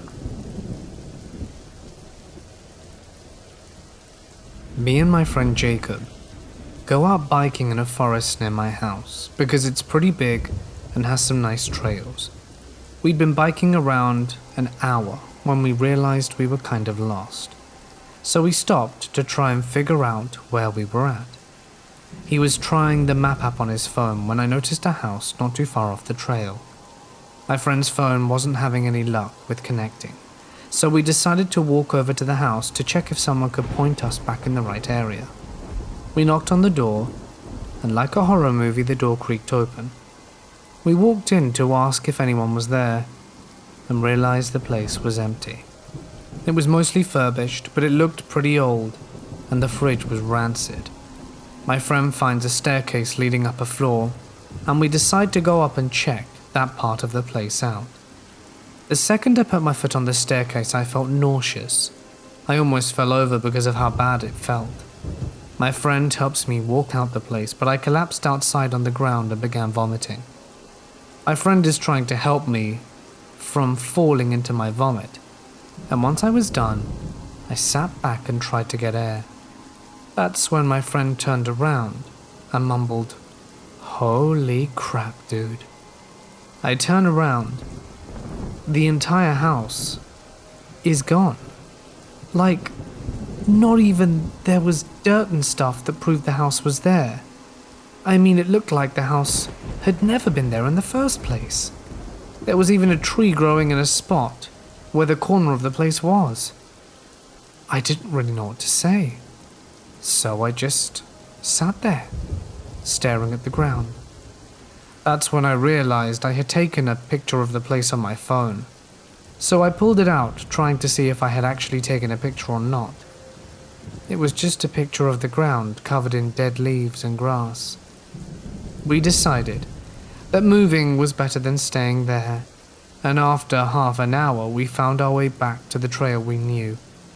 I've got no idea what the hell that was. Has anyone else seen this? I can't be the only one, right? My mother-in-law was a very funny and cool woman. She and my wife were really close, and sadly she passed away when our son was about 4 months old. Fast forward a few years, we live in an old 1930s era craftsman house in Pasadena, and our son is 3. I was giving him a bath one night, and he starts looking over my shoulder. Not at random stuff, but at something. A moment passes and he asks me why Grandma calls Mummy a funny name. Long pause. I asked him what he meant, thinking he was talking about my mum. He then says, "Why does Grandma call Mummy Chi-Chi?"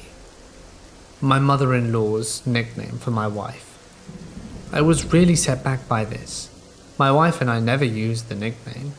It was just what her mum used to call her since she was a baby. I asked him where he heard that, and his reply was, "The farmer told me." I asked him who the farmer was, and he replied, "His friend." I tell my wife this story later, and she of course is reduced to tears over the whole nickname thing. We both know there's no way for him to know this, and we just kind of marvel at it. Fast forward to the next weekend and my son is playing in his room. My wife is at work, and I'm at home. I hear him start talking like he's having a conversation. He's saying things like, "Yes, no, I don't know that." Then some laughing. And I go into his room and ask him what he's doing, and he says, "Playing." With who? The farmer. At this point, I'm thinking about the Exorcist movie and Captain Howdy. It's a little unsettling. I ask him where the farmer is, and he says he left when I came in.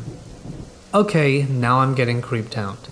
So my wife gets home and I tell her this, and now she's as weirded out as I am, and we have no idea what to do and figure if it happens again we'll do something. A few days later, in the middle of the night, we both overhear our son saying the following.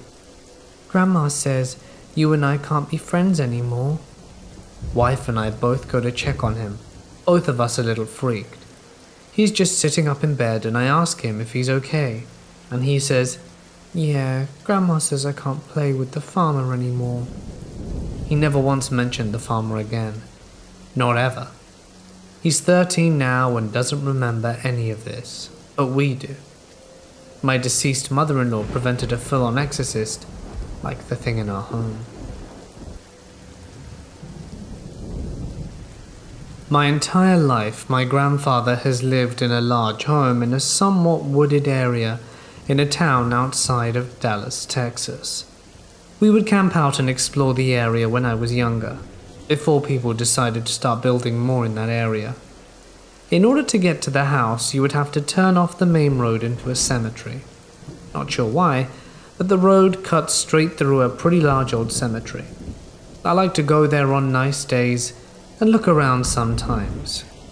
It's a good walk from my grandfather's house down a road heavily lined with trees. I've seen gravestones with dates as far back as the early 1800s, and they are always really neat in my opinion. So at this point in time, I'm between homes and staying with my grandfather. It was about 1 a.m. and I'm hanging out with a friend from work, telling them about how I like this cemetery. They're interested in going to see the place and want to take some long exposure pictures with a camera that they recently got. So we head that way and I take them to where all the really old graves are. Now, I've always been somewhat sensitive to things considering paranormal. I've had a few weird experiences and tend to trust my instincts when I feel something's off. From the time I parked inside the cemetery that night, I probably knew that I shouldn't be there. My instinct was kicking in.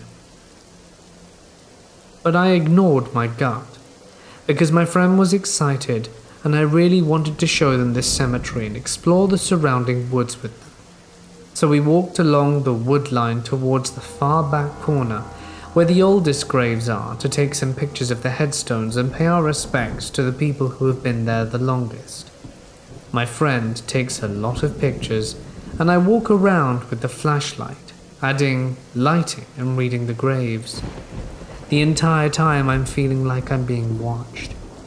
I shake the feeling and again ignore my instinct because my friend looks like they're wrapping up. They start looking through their images while I make sure we got all our trash and water bottles that we brought with us. A friend calls me over while I'm doing this and asks me to look at one of the photos they just took of some graves. and the tree line. I look at the photo, a little bit freaked out. But I realize I probably need to stay calm for my friend's sake. I look up to where the photo was taken and see what the camera saw. What my friend doesn't see is in the tree line is a large black humanoid mass with glowing red eyes. I'm not sure how else to describe it, but it looked and felt like rage personified. In all my life, all the times I've explored the area, I had never seen or felt anything like that. I asked my friend to slowly start walking back to the car. I'm pretty sure they knew something was wrong, because I was dead serious and hardcore staring where they just took that creepy photo. I'm backing my way to the car and watch the shadow watch us as we leave. We get to a point where I can see the car, but not the shadow anymore, so I turn around and start power walking towards my car, key in hand. I'm still on the edge, but I'm feeling better that we're getting out of there. All of a sudden, the shadow appears about 20 foot to my right in the tree line. I tell my friend to run the rest of the way to the car, and at this point we are running, and are almost to the car when my friend glances behind us and sees this thing for the first time. They freak out, speed to the car and frantically leap into the passenger side. I have just gotten my keys in the ignition when the shadow slams into my friend's door, its face right up against the glass. Imagine having a solid shadow, featureless, and then with two red LEDs where the eyes are. That's about what we saw menacing us on the other side of the glass. I get in the car and started to pull out as fast as I could without hitting any graves and start to drive the hell out of there. I find the official gate, even though there are plenty of other closer exits to the road, but I've always heard if you enter and leave through the same gate of a cemetery, you leave everything you found there and can't take it with you. I'm telling you now, that's all BS, but that's for another story. We're leaving when this thing is keeping up with us all the way to the gate, and it stops. We head to the main road and to my friend's place, laughing hysterically because the adrenaline was wearing off, and we survived something crazy. I get them home, but I have to go back through the cemetery to get home myself, and thankfully I didn't see the shadow again, but I believe this is because my friend wasn't with me. After that night I had a bunch of more crazy things happen to me in the area while hanging out with them. But I think for now that's enough. I thought we were being respectful. In any case, remember to respect cemeteries, everyone. I'm a 26-year-old female from Michigan, but I was 20 at the time this took place. I live in a safe town and I was working at a Walmart in the next town over, which is an even safer town. I worked midnights because I am definitely not a people person. Every day I would go home on my lunch to see my new puppy, which to this day has kept me going through countless problems in my life. Working midnights, there were basically no cars on the road when I was going home on my lunches. It was when I was about 4 miles from work at a stoplight that I noticed a car had been behind me for a mile or two. I drove like a grandma and always go on the speed limit, so there wasn't a reason for someone to stay behind me with a clear open road overall. I keep on my way home. The car is still behind me for another mile. I thought, okay, that's weird, but maybe a coincidence. I then had to turn on a side street with only neighborhoods along either side for about a mile. You guessed it, the car turned too. I started to get worried, but still brushed it off. Perhaps they lived down that street. It was when I turned into my neighborhood I started to lose it, when the car was still following me. I turned down my street but didn't pull into my driveway because I didn't want to lead this creeper to my house, so I kept driving and took another way back out of my neighborhood. The car persisted. Just to be positive, before I called 911, I drove through my neighborhood the same way as before and he followed again. I got back on the main road from the side street and dialed 911, crying because I was terrified, and explained the situation to them. I headed back towards my work. She asked where I was and told her the crossroads, and lucky me, there was a patrol unit a mile up, and the car was still following me. She stayed on the phone with me and told me to pull up to the 7-Eleven at the crossroads, and the police were close. The car pulls in after me.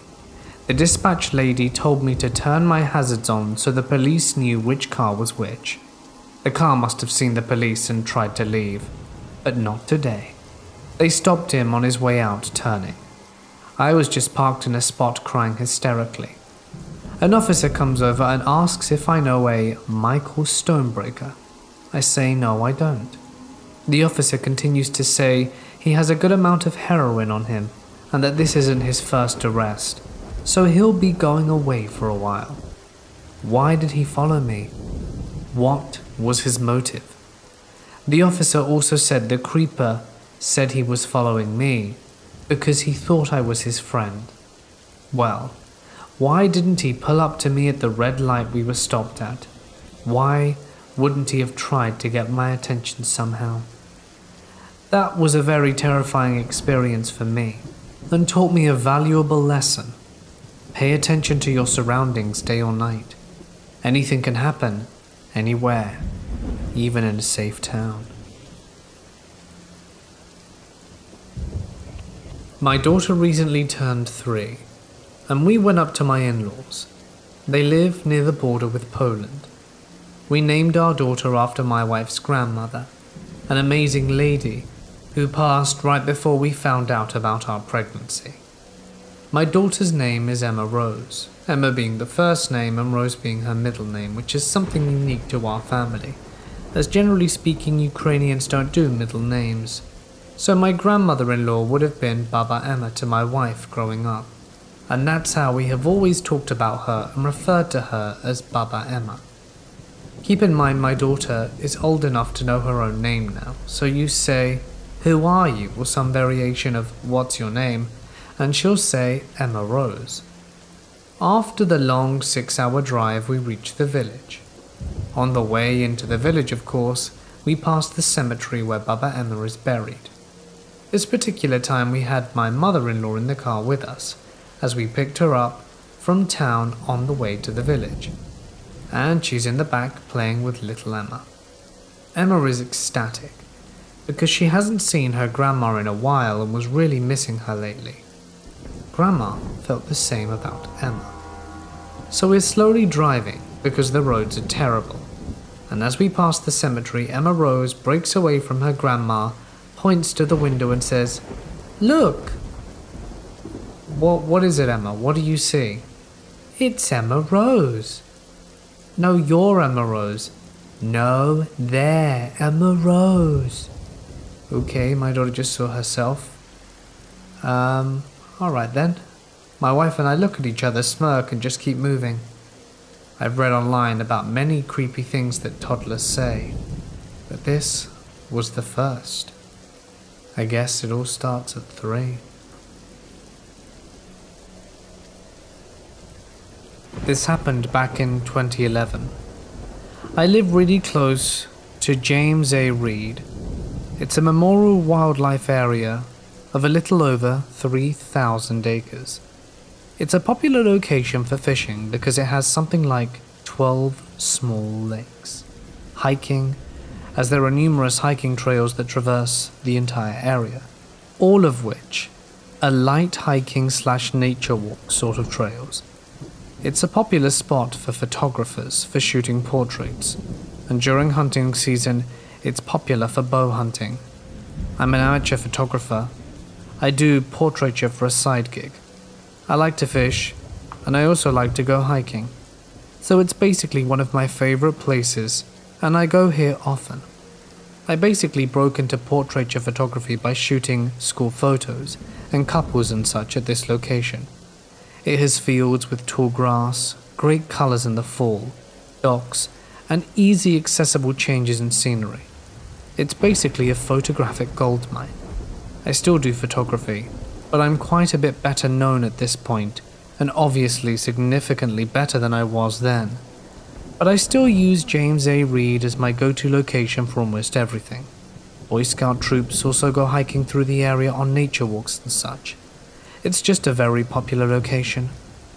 In the summer of 2011, the body of a 19-year-old guy was found at the wildlife park.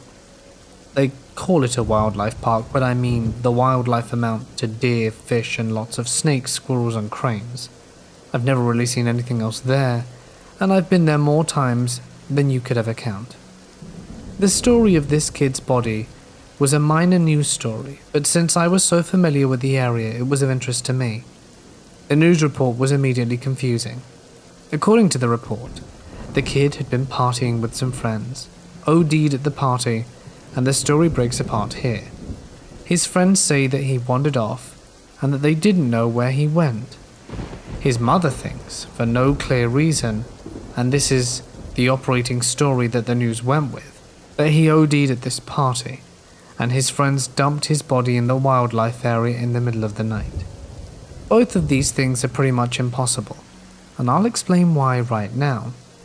The article mentioned which lake his body was found near. It was Bodark Lake, which is pretty much the furthest lake from the entrance to the park that you can get to. Getting to this particular lake requires driving down about 1.5 miles long paved road that hasn't seen any service in at least 2 decades. The thing is riddled with potholes that are car killers.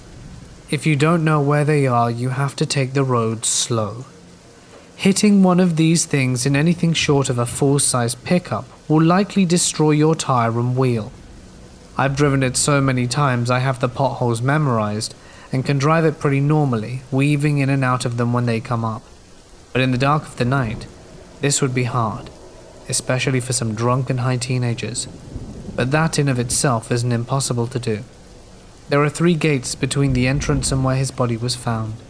One right at the driveway leading to the park, which is one of the large, swinging steel gates.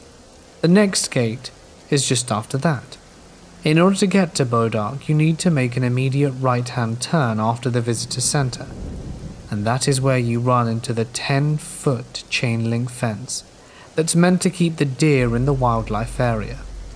The fence runs the entire perimeter of the reserve, as it's right off a highway, and they'll want to make sure the deer stay in there for hunting season. You need to get through a second chain-link fence that's chained shut every night.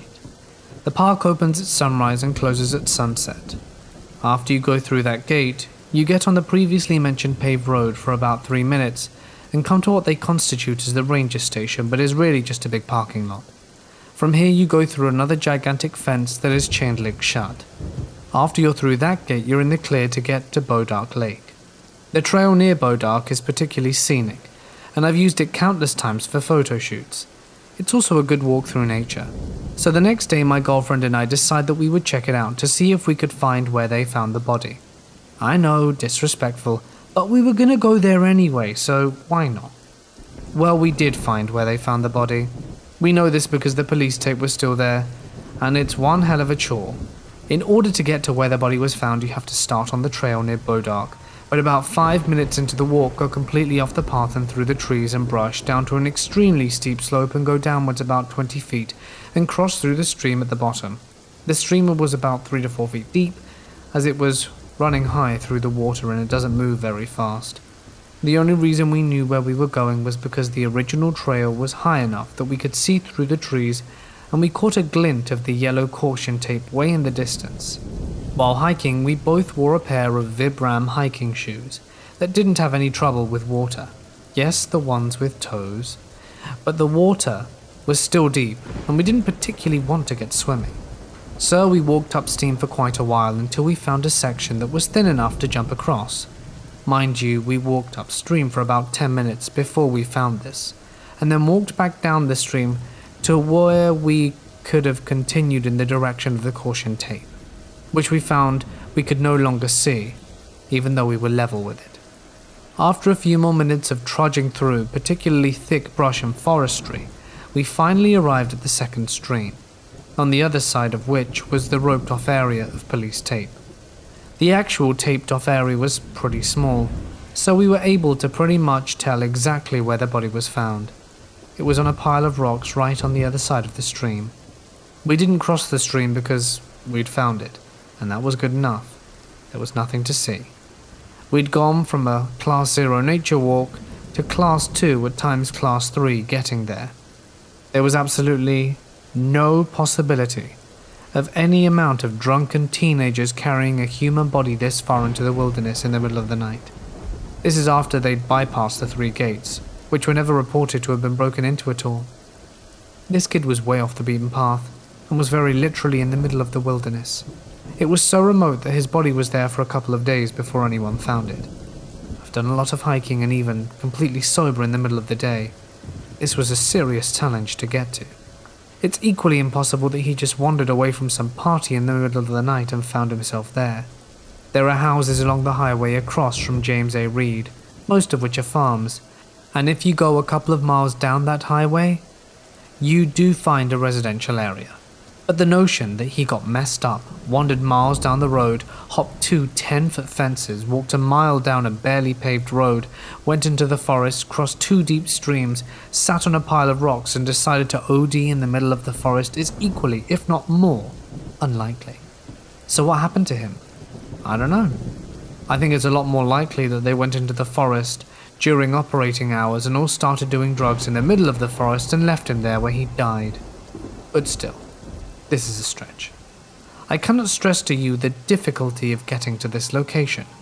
Anyway, so we started our retreat back to the actual trail, climbing through the trees and brush, which was now significantly more difficult because we were going uphill, back to the first stream. And after that, it was a steep incline which was definitely going to require grabbing trees and getting firm footholds, and some teamwork. But before we got that far, we had to trek back upstream to get to the point where we could jump across it. And right here is where things go weird. As we're following the stream up, we stopped dead in our tracks as a middle-aged man in a full business suit was just walking in the stream. He was a tall dude. The water came up right around to his chest. He was in a white dress shirt, a black blazer, black tie, and had a briefcase in his hands that he was kind of letting float behind him. He was walking downstream, so coming directly towards us, but paid us no mind. We both stopped and stared at the guy and then at each other as if to silently say, "What the?" And both of us backed up as he approached us. He passed us without saying anything or even looking in our direction. He was bald, white, probably around 45 years old and fairly broad. He had a completely blank expression, and he looked like he hadn't slept in days. He had massive bags under his eyes which were completely dead. His expression was just dead. Slightly slack-jawed, eyes glossed over. It's worth noting he was dry from the chest up, like he just entered the water and started walking downstream. He was just walking straight down the stream very slowly. We just stood there completely silent, staring at this guy until he passed us by, and we were now looking at the back of his head as he marched forward. He could have easily exited the water at any point, the embankment wasn't difficult, but he just soldiered on down the stream. Now we moved way faster than we safely should have been running up the stream to jump across and get back on the trail into our car, where we drove off and both immediately started asking each other what the hell that was. We tried to tell our friends about the experience, but it was just beyond really conveying how weird it was. I don't even think I can properly put into words to give you the proper context as to how eerie that was. It was just dead silent in the forest, or at least it seems that way. All we heard was him sloshing through the water as he slowly made his way downstream to wherever the hell he was going. I expected to read about another body being found, like this guy was off himself in the forest or something, but no such article ever materialized. But the vibe he gave off, like, man, I can't explain the feeling that seeing this guy gave us. It was overwhelming dread, confusion, and terror. I really don't even know how to put into words all the emotions we were feeling, and we both agreed there are no words for it. It was a foreign feeling, and I don't have any other strange experiences other than that. So I'm asking to all of you listeners, what the hell do you think we came across? I know I probably don't need all the backstory to the dead body, but it's a weird case that locals generally feel was not sufficiently answered, because anyone familiar with the area and location will tell you exactly what I just did. Both accounts of how we got there were impossible. So, were the body and the businessman related? Who knows? Did we stumble upon something else while looking for the location? Who or what do you think this dude was? I want to tell you it's just a random guy walking down a stream of disgusting murky water in a business suit because weird things have happened. But I can't shake the feeling that this guy gave off. What do you all think?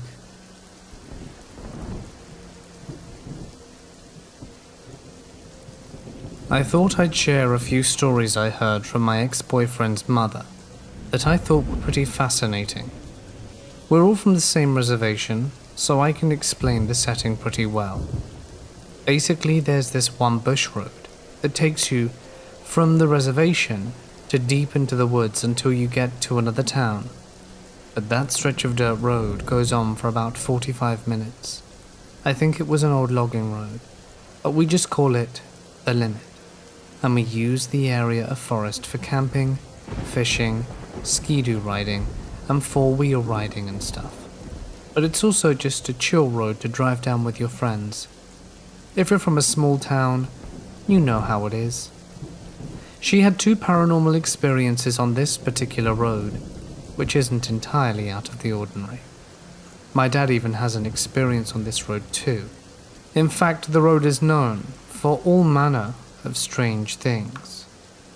But it's fine, no one's scared of it, and I drive down it to go watch pretty sunsets. It's chill. The first story is about a weird time loop. She and her cousin were driving down this road to go get some water, since there was also a natural spring around there. On their way back, their car stalls out and just won't start up again. This happened back in the 80s, so there were no cell phones you could use to call for help, so they started walking. They weren't too far, and they had plenty of daylight left, so it was fine. But as they're walking, they see another car stopped in the distance. So they think, oh cool, we can get a ride from these guys. But as they approach it, they see that it's the same make and model of their car. They get closer and realize it is their car. They're confused as hell, but can completely verify it's their car by looking in the windows. The sweater she left in the back seat, the empty pop can her cousin was drinking out of. Everything inside was exactly as they left it. They didn't know what to do. They hadn't turned off the dirt road at all. They hadn't even walked far enough to make it onto another trail they could turn off of. They thought it was weird, but figured they should just keep walking, as it's all they could do. They kept going, and sure enough, up ahead down the road there's a car parked, the same as before. This time they're tripping the hell out. They run up, and it's their car again. Her cousin gets a stick from the woods and leaves it on the hood of the car, saying that if they keep walking and the same thing happens, they can at least see if the stick would be moved. They take off walking and it happens again. This time the stick is gone. She described a feeling of being afraid that the loop would just go on and on forever, but it didn't. The next time they walked down the road, they realized they were able to walk further and eventually made it back to the res. They got help and towed the car, but never got an explanation or figured out what really happened. She has no idea why the stick that they left on the hood of the car disappeared. They really have zero idea, and neither do I. The second story is about a UFO sighting she had with some friends on that same road. This happened years later after the first incident, maybe early 90s, and it was during the summertime. She and her friends were riding around in a car, having a few beers, not the driver of course, and listening to music. One of their friends commented that there must be a four-wheeler out in the woods, because it's weird since there's no trail there. They look to see what he's talking about, and all you see are these white lights emanating from deep in the woods. You can see that there's a source of light, but you can't see the object itself through the trees. The driver slows down and turns down the music. She described that there wasn't anything too alarming about what they were seeing at that point, but they were feeling that something wasn't right. And she said that everyone felt it, because all of them got quiet as they looked out the windows, which were wide open. When things got quiet, they were able to hear a low humming. She had a hard time describing the humming, just that it was a very low hum, but almost felt like a ringing in the ears. They all heard it. They were silent, looking at the lights, but then whatever it was shot up directly into the sky, and they said they saw a UFO. This was so long ago, I wish I could describe more about it. But she did say that the second it shot into the sky, it changed into all sorts of colors that seemed to rotate around the craft. It paused right above the tree line for a few seconds and then just took off right into the horizon, lights changing again as it moved. And that's it. It's weird too that everyone's experience on this road is so vastly different. There are some sightings of creatures from our Algonquin folklore. There's Bigfoot sightings, UFO sightings, the time loop, and then I have other friends who just heard really creepy singing that got closer and closer. We also just found out that our entire reservation is sitting atop a huge uranium deposit, apparently the largest in our province, but I'm not sure. Nuclear mining companies kept trying to build mines, but we keep refusing. I'm wondering if that has something to do with it, because of the amount of paranormal stuff happening around here is pretty wild.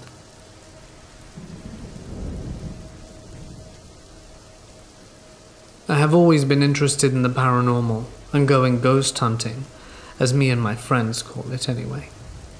This story takes place on an October night in 2005, almost 15 years ago now. We had gathered at my dad's house for a party. He lived way out in the country in an old farmhouse. We decided to drive up the road to an old cemetery, because one of my friends showed up with a Ouija board. I said we weren't going to use it at my house, but I was game to use it elsewhere. About 6 of us piled into the vehicles and took off. When we got there, we set the Ouija board up on an old concrete barrier that surrounded the entrance of the cemetery. For context, the cemetery was set on a hill surrounded by cow pastures, fields and trees, and across the road stood a white church. There were 2 security lights that lit up the church area and the entrance to the cemetery. There was one more security light that lit the field, next to the only house for about 2 miles. We all stood in a circle, planchette in the center and hands on it. My friend led the seance and asked if there was anything in the cemetery with us. At first nothing happened and we all stood still and quiet. Then the planchette slowly moved towards yes. Immediately we start accusing each other of moving it, of course. But everyone swore they didn't. An eerie feeling fell over us as the planchette moved back to the center of the board. About that time we heard what sounded like wind at first, but then began to get closer, and it sounded like footsteps of multiple people running in circles around us. We were all wide-eyed, looking at each other when someone said out loud, "I'm out." Another person said, "We have to tell it bye, or the spirit will follow us." The leader of the group spoke to the board and said something along the lines of, "We are saying goodbye to you," and the planchette quickly jerked to no. It was pretty obvious by how shocked we all were that none of us had done it. Mind you, the sound of the footsteps is still surrounding us. The planchette moves to the center and we say bye again, and again it moves to no and back to the center. This time we all say together, "Goodbye, we're leaving," and it slowly, agonizingly moved to goodbye. We were relieved and took off running to the cars, which were parked by the entrance of the cemetery side of the road. Me and my buddy jump into the truck. Then I hear my friend scream, "Guys, I can't find my keys." She checks the ignition, her pockets, and all our friends check their cars and their pockets, to no avail. Everyone else here loads back into the truck. and we speed the 3 miles down the road to my dad's house. My friend searches her pockets, her purse, and everywhere, but couldn't find them anywhere. Eventually, someone takes her home and she says she'll get her spare and get a ride back to her car in the morning. We were all too scared to go back and look for them that night. The next day, my friend searches the cemetery and never finds the keys, even in broad daylight. We haven't walked around the whole lot, and where we used the cemetery was very close to where we parked, which didn't leave much room for things to get lost. Me and several friends scoured the entire cemetery over the course of the next week, but never found the keys. My friend said she was 100% positive they were left in the ignition when she got out the car. It's where I left mine, and a common practice in the area, where I'm from, which, like I said, is pretty rural. This was by far the scariest, but not the only Ouija experience I've had. I have had countless paranormal experiences during my life.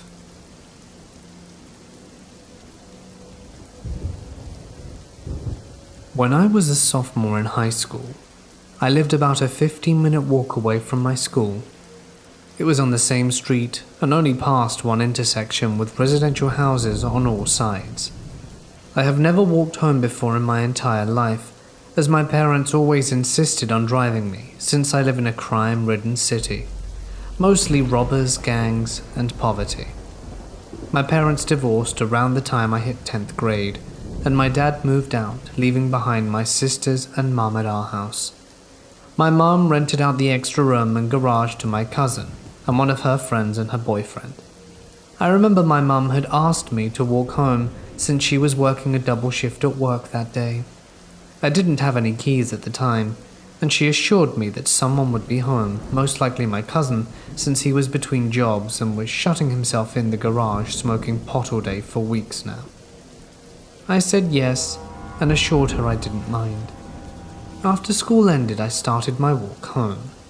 I was in a big crowd of kids walking home up until the intersection where we all deviated, as I was the only kid walking down my side of the street.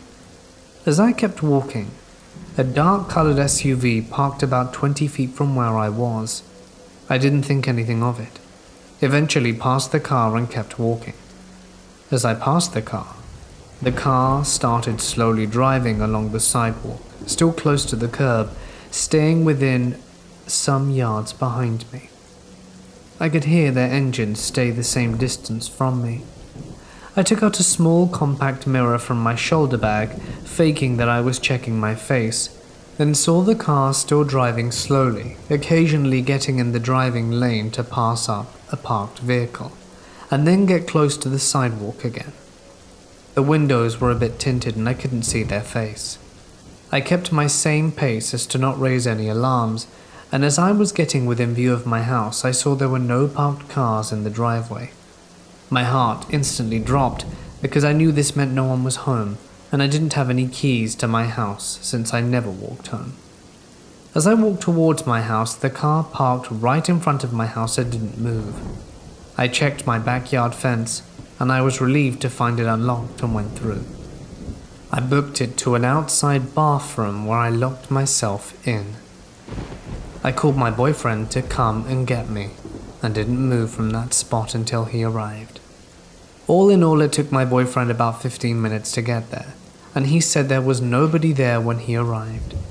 I was afraid he was going to come back and break into the house or something, but fortunately for me, I never saw him nor his car again. While getting ready for work this morning, I remembered I needed to go into our attic and count a few things for some renovation work I'm doing in our house. We have a pull-down attic access that's located in the ceiling of our main hallway and is almost directly above the bathroom door.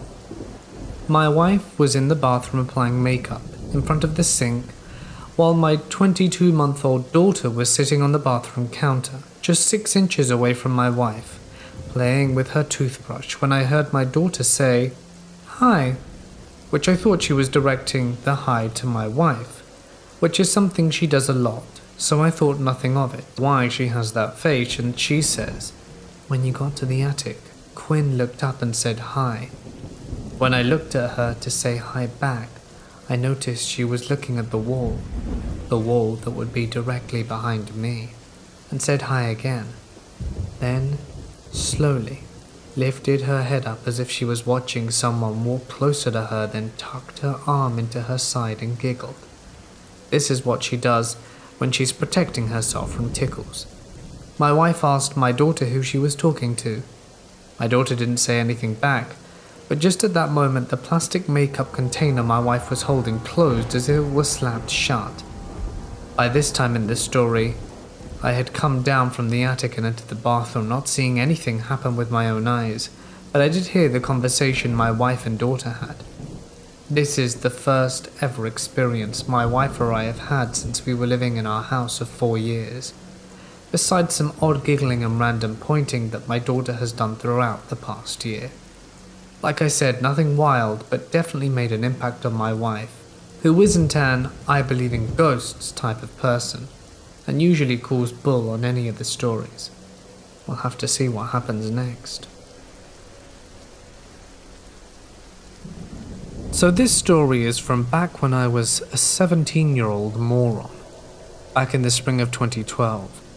While it may seem dramatic, it had almost a decade to fester in that tiny box in our minds where we shove things that are best left alone.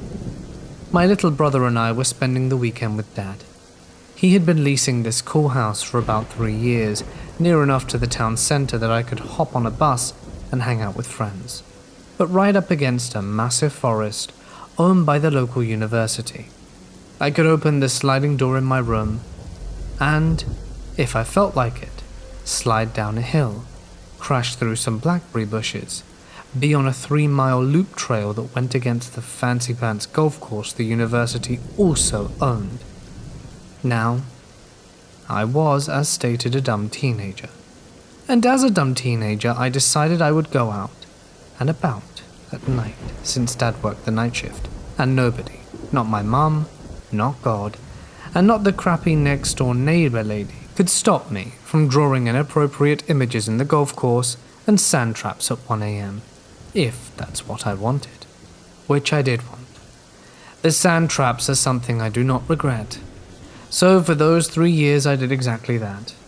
When I was too keyed up to sleep or angry with stupid teenage things, I went out that sliding door once my brother was asleep, locked it, and went off into the woods. This was fine, except for the last time I did it. I skeetled down the hill at around 2 a.m, and at this point, even in the dark, I knew how to get around the blackberry bushes without incident. Chucked on my crappy old earbuds and got walking. I wasn't a super athletic person, but I could sprint decently, even if my asthma started burning my lungs almost instantly. I loved the outdoors, and I knew these woods like the back of my hand, so I was overconfident in my safety, which, as you'll soon see, was a big mistake. Everything was calm for maybe half an hour. I shuffled past the first long stretch of golf course and kept going until I realized that the forest had gone dead silent. Even at night, in late spring, in my state the woods are audibly full of animal life. I hear nothing. If you'd have told me that my crappy $1 store earbuds could have saved my life that morning, I'd have laughed myself sick. But that warning sign might have given me the rest of my life. I remember the thought, I've watched too many horror movies, but my gut still told me that something was off. I knew one tree that was easy to climb across the bridge over a nearby creek, and made myself keep going. If I just got higher up, maybe I'd see a reason for the quiet. Then I heard footsteps on gravel, maybe 150 feet back. I decided not to wait. I picked up the pace and heard a sharp bark of shit as I rounded the turn at a sudden sprint. The brush was a thick curtain on that side, but if even I could have looked back through it, you could not have convinced me to do anything. The bridge was old wood marking where the wood opened up to a meadow and golf course on the side, the one I was barreling towards. The planks thudded as I passed it. It was so loud, and my heart was beating louder. I heard gravel back near that turn, and to this day I do not know why I flung myself past the post at the other side and down under that bridge. I remember the red clay mud cushioning my fall with a muted squelch. Spring rains had the creek swollen to a noisy little river. I pulled myself out, blindly cramming myself under the wood as it sloped to meet the bank with the splinters and spiders, and praying to God, any that could hear me, that I was hidden. I then heard footsteps pounding from the other side of the bridge to somewhere above me. I crammed a filthy, muddy hand over my mouth and tried to breathe deep and slow and silent. They were right there, the wood settling heavy over my head as mud plastered my thin t-shirt and ponytail to my back. The words I heard next were a jumble, but I heard, "Where? Fast. That stupid girl," over and over. I remember wanting to let out a high, hysterical laugh at first. I wasn't that fast. This was a young man's voice. But it was off and wrong sounding somehow. I wanted to laugh so hard. I had gotten college acceptances 2 months before, and I had my life in order after a crappy stint as a teenager, and I was scared of some dumbass who couldn't even figure out I obviously couldn't have gotten out of sight in more ground that fast. He was starting to move back the way he came. It felt like a bad joke. The rest is anticlimactic. He left, and I hid until the sun started turning everything grey in the weak morning light. I unfolded my stiff limbs and followed the water out past the woods into a main road. I staggered along sidewalks back to my dad's house for almost an hour, jumping at shadows. My brother was still asleep when I got back. The dogs were on my bed, whining for pets. My dad came home while I was sitting in the shower and had coffee ready when I stumbled out. Or why I wasn't bawling in my overly fluffy robe as he passed me a big mug of coffee and went to take a shower of his own. But I never went back there after dark. I consider myself lucky. I still like forests and the outdoors, because this could have ruined a lifelong hobby of mine. I still never have both earbuds in when I'm walking or hiking to this day. Always a bit worried if it gets too quiet. So to the guy who was in the woods, waiting for someone, maybe me, maybe someone else, let's not meet again. Sound fair?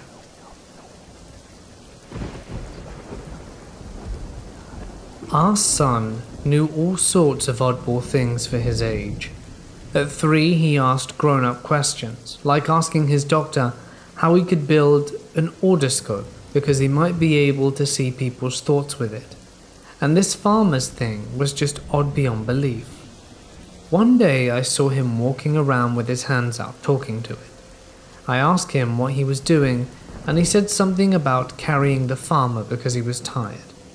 He once mentioned my wife's dead uncle, who died in Vietnam, to my wife in passing. He just said, "Do you know Uncle Andrew died and got a medal?" Just things he wouldn't know. My wife also never really talked about her uncle because she never really knew him, and her dad never brought it up. All in, this farmer nonsense went on for many weeks on and off, and it was very creepy.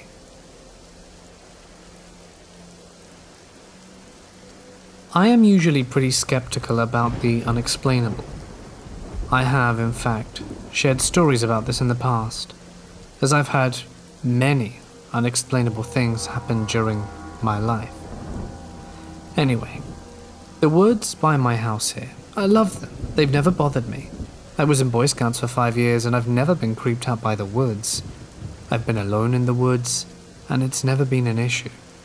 But those woods are different. I've never been in the woods, but I've been just outside them. Once I was waiting for my girlfriend's mum to fall asleep, so she could sneak out for me. She told me to wait by the woods in my car. When I was there, I felt like I was being watched and felt very uneasy. I didn't feel safe at all.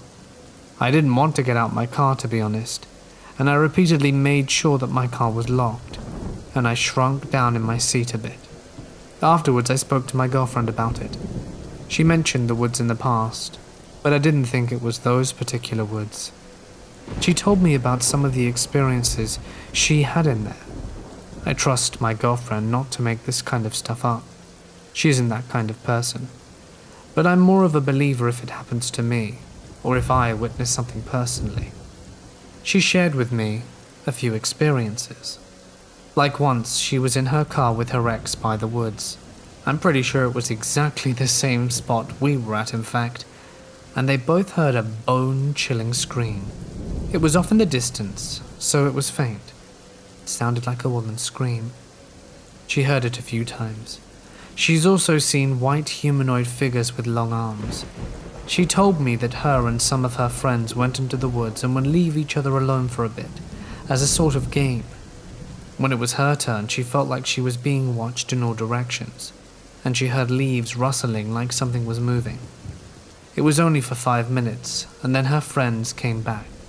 When it was her turn, they found them in a fetal position with scratch marks on their arm. They weren't too deep. Once, they found the guy, they helped him, and booked it out the woods.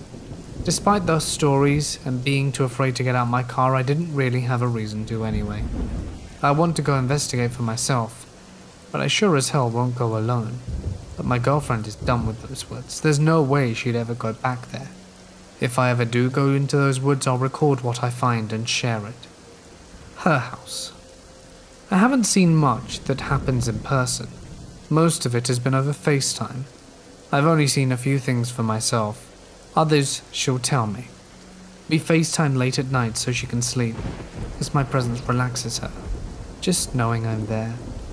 One time when she was dead asleep, I saw the blanket slide off her a bit. It wasn't her moving or anything, the blanket just got pulled off, slowly, maybe an inch or so. I found that creepy, to say the least. Her phone also has moved on its own while I've been on FaceTime. One time I heard tapping on her screen, and thought it was her doing it to mess with me. I told her to knock it off because I was trying to sleep too. I look over at my phone and she was facing away from the phone and asleep. These are personal experiences I've had. Some of the things she's told me are creepy as hell, but I'm not quite sure I believe them. The real creepy stuff started happening a few weeks ago. She went to her dad's house about 3 hours north in the middle of nowhere, where she came back and started hearing footsteps running across her room late at night. She also hears laughing and crying. She feels like she's being watched, and she says she'll see a little girl hiding behind her closet door. She has a dresser next to her closet, and it leaves a little gap. That's where she says she sees the girl. The past few nights, she hasn't been able to sleep at all. I don't know if there really is a girl. Like I said, I haven't witnessed it myself, but whatever's going on, it really is keeping her up at night. I've spent the night at her house though. I've heard knocking on the windows. She has a fenced backyard, and the fence is one of those tall plastic ones that would be quite challenging to get over. The creepiest part is knocking always happens during the witching hour. 3 knocks. Sometimes rapid and sometimes slower. She says it's every night. The one time I checked the time, it was 3:20, and all I know it's between 3 to 4. There's no way that it's a tree or anything like that. If it was, the fact that there's only one knocking around a specific time and only 3 times is very unlikely. Hopefully whatever's in her room doesn't follow her. We're looking to get an apartment together at the end of the year. In the meantime, at least. Is there anything you can do to ward off whatever negative energies or entities there are? I've read somewhere that 3 knocks is a sign of a demon, but I'm not sure if it is anything like that, or if there's anything that we can do at all. I also want to mention that her dad's house has a very dark energy. I'm good at sensing energies of places. One time we went there for a few days back in April. Whenever we were at the house, we were both irritable towards each other. We would leave and everything would be fine. She stayed there for a bit with her ex for a month, and it caused a lot of issues, and they ended up breaking up after staying there for a while. A little while after being there, we nearly break up. It's also important to say that she has had a traumatic past, and a lot of horrible things have happened in that house. Nothing like anyone's life being taken. I don't want to go into details, but there certainly might be some dark things based on those events still lingering in the walls.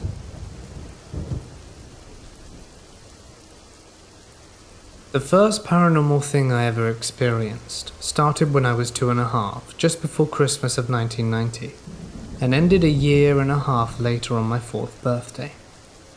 Some of the stories involved in these events I have been told back to me by my own family, but the memories that are truly vivid I know only to be mine, since I was the only person who could actually see the 2 ghosts. At the time of this, I lived with my father's mother. My parents lived with us too, but worked so much I hardly ever saw them except at bedtime, if they made it. I spent most of my time playing by myself in a large playroom. The room was empty mostly, with a few toys here and there scattered about. No rug, no carpet, no furniture, just one big window. I was facing the snow out the window as I used my wooden blocks to construct a towering, structurally dangerous ziggurat of primary colors when I suddenly wasn't building it alone. On the other side of the tower sat a girl of around 16 with strawberry blonde hair and 2 plaits, a ton of freckles and pale skin, wearing denim overalls and a faded t-shirt striped in yellow and green. She looked solid to me, but glowed from the inside out. White brightness. It didn't even seem odd that she was there at the time. I didn't even speak to her during this visit. When I spotted her, we smiled at each other. When she was done helping me with my creation, she was gone. But it wasn't the last time I'd see her. She became a frequent companion when I was left alone to play. I learned her name was Sharon. She said that she was there to watch me, so I called her my babysitter. I talked to her about my family, and they all thought she was an imaginary friend. Despite her wild glow, she was the first ghost-type person I'd ever met, so I didn't realize that she wasn't just another human. I introduced her to my mom one weekend, and my mother explained that she couldn't see Sharon at all, and I said, "But she's right here," and Sharon said I was the only person who could see her. Things were nice for a long time. That summer, spring, and most of the following fall were lovely. Finally, I had a day-to-day companion willing to tolerate any silly things I felt like doing. Once, she stopped me from drowning in the creek behind the house. I didn't tell my parents that they had pointed out multiple times that they didn't think she should be real. They wouldn't understand. The following Halloween, I met another being. She never told me her name, but Sharon called her the Vexo Lady. She was a tall, beautiful woman of about 50, beautiful and cold. Her eyes were an unnaturally bright blue. She wore bright red lipstick and had short, white hair. She wore a tightly and fairly short, black cocktail dress with long sleeves and no shoulders, and tall black heels. She glowed in a similar way to Sharon, but while Sharon was like the bright warmth of a midday sun in summer, the lady was like the sun glinting off ice in the winter, a sharp and unpleasant blinding glare. I knew from the moment we met that I could never trust a word she said. She was nice in the ways adults are fakely nice to children that they think are stupid. Everything about her felt dangerous and cutting. We met after I went to bed that Halloween. She came into my room like I'd kept her waiting for an appointment and told me that she had some place she wanted to show me. Someplace beautiful. A huge meadow full of soft grass and sweet flowers, full of children, special children like me. I told her I couldn't go because it was time for me to go to bed. She was annoyed, but I rolled over and stared at the wall and ignored her with all my might, as she stalked around and huffed and clicked her shoes. Eventually I fell asleep, and she wasn't there when I woke up the next morning. After this I started seeing more and more ghosts. A little boy in the house, an old man in the woods, strange figures everywhere we went. I told my parents about all of this, and along with some other stories as well.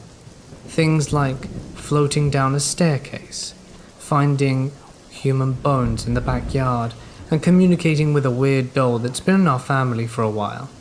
My parents, as they told me many years later, were getting freaked the hell out. The weirdest part that they explained was that a 3-year-old shouldn't know the word vex meant bother, and the Vexo lady was called that because she always bothered me and Sharon. They had no clue where I'd learnt it, and said that it was the beginning of them convincing them something odd was happening. This all kept up until the night before my 4th birthday. I slept in a small nursery off my parents' bedroom. I was awoken in the middle of the night by the lady. She dragged me out of bed by pulling on my right arm, pulling me through my parents' bedroom and into their closet. In the wall of their closet was what I can only call a portal. It glowed blue and white around the edges of a rectangle like a welding flame. Through this strange window was a world she had described: blue sky, white clouds, lush grass, flowers almost glowing, and children running around. She said it was time for me to go. She stepped through. The colors on the other side looked far too wrong, too bright and too fake. More than my eyes could handle. My arm went through behind her as she gripped my wrist, and I planted my feet against the wall and struggled to get free. I was in up to the elbow when a pair of arms grabbed me from behind.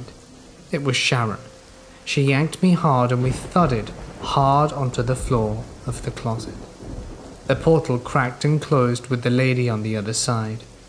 Sharon cuddled me in her lap, petting my long hair and hugging me close, telling me it would be all right now. She hadn't gotten me, and she couldn't. It was late, 6:30 in the morning, and I was born at 6:30. The invisible deadline she was so annoyed to be working against had passed. My parents opened the closet doors, and my mum later told me it looked like I was hovering off the floor for a moment. They couldn't see Sharon, but I was in her lap. She picked me up, as they had heard a loud thud when Sharon and I hit the floor, as it had awoken them. Sharon then waved goodbye and faded into the morning sun. I never saw her nor the lady again. This occurrence was pretty much the last straw for my parents and the driving reason for us moving out of my grandmother's house. 2 months later. It didn't help the new house was also dreadfully haunted. Keep in mind that all of this is pieced together with my now 33-year-old vocabulary and information my parents gave me after, like, hey, do you guys remember the Vexo lady? When I was in my late teens. But even with every other strange thing I've since experienced in my life, this was my longest lasting, most consistent haunting, even though I've never been sure they were ghosts. I'm pretty sure Sharon was my guardian angel, and I think the lady wanted to steal me because of my unnatural sensitivity as relatives to the paranormal. It was weird, and it was more weird because of how solidly I still recall these meetings.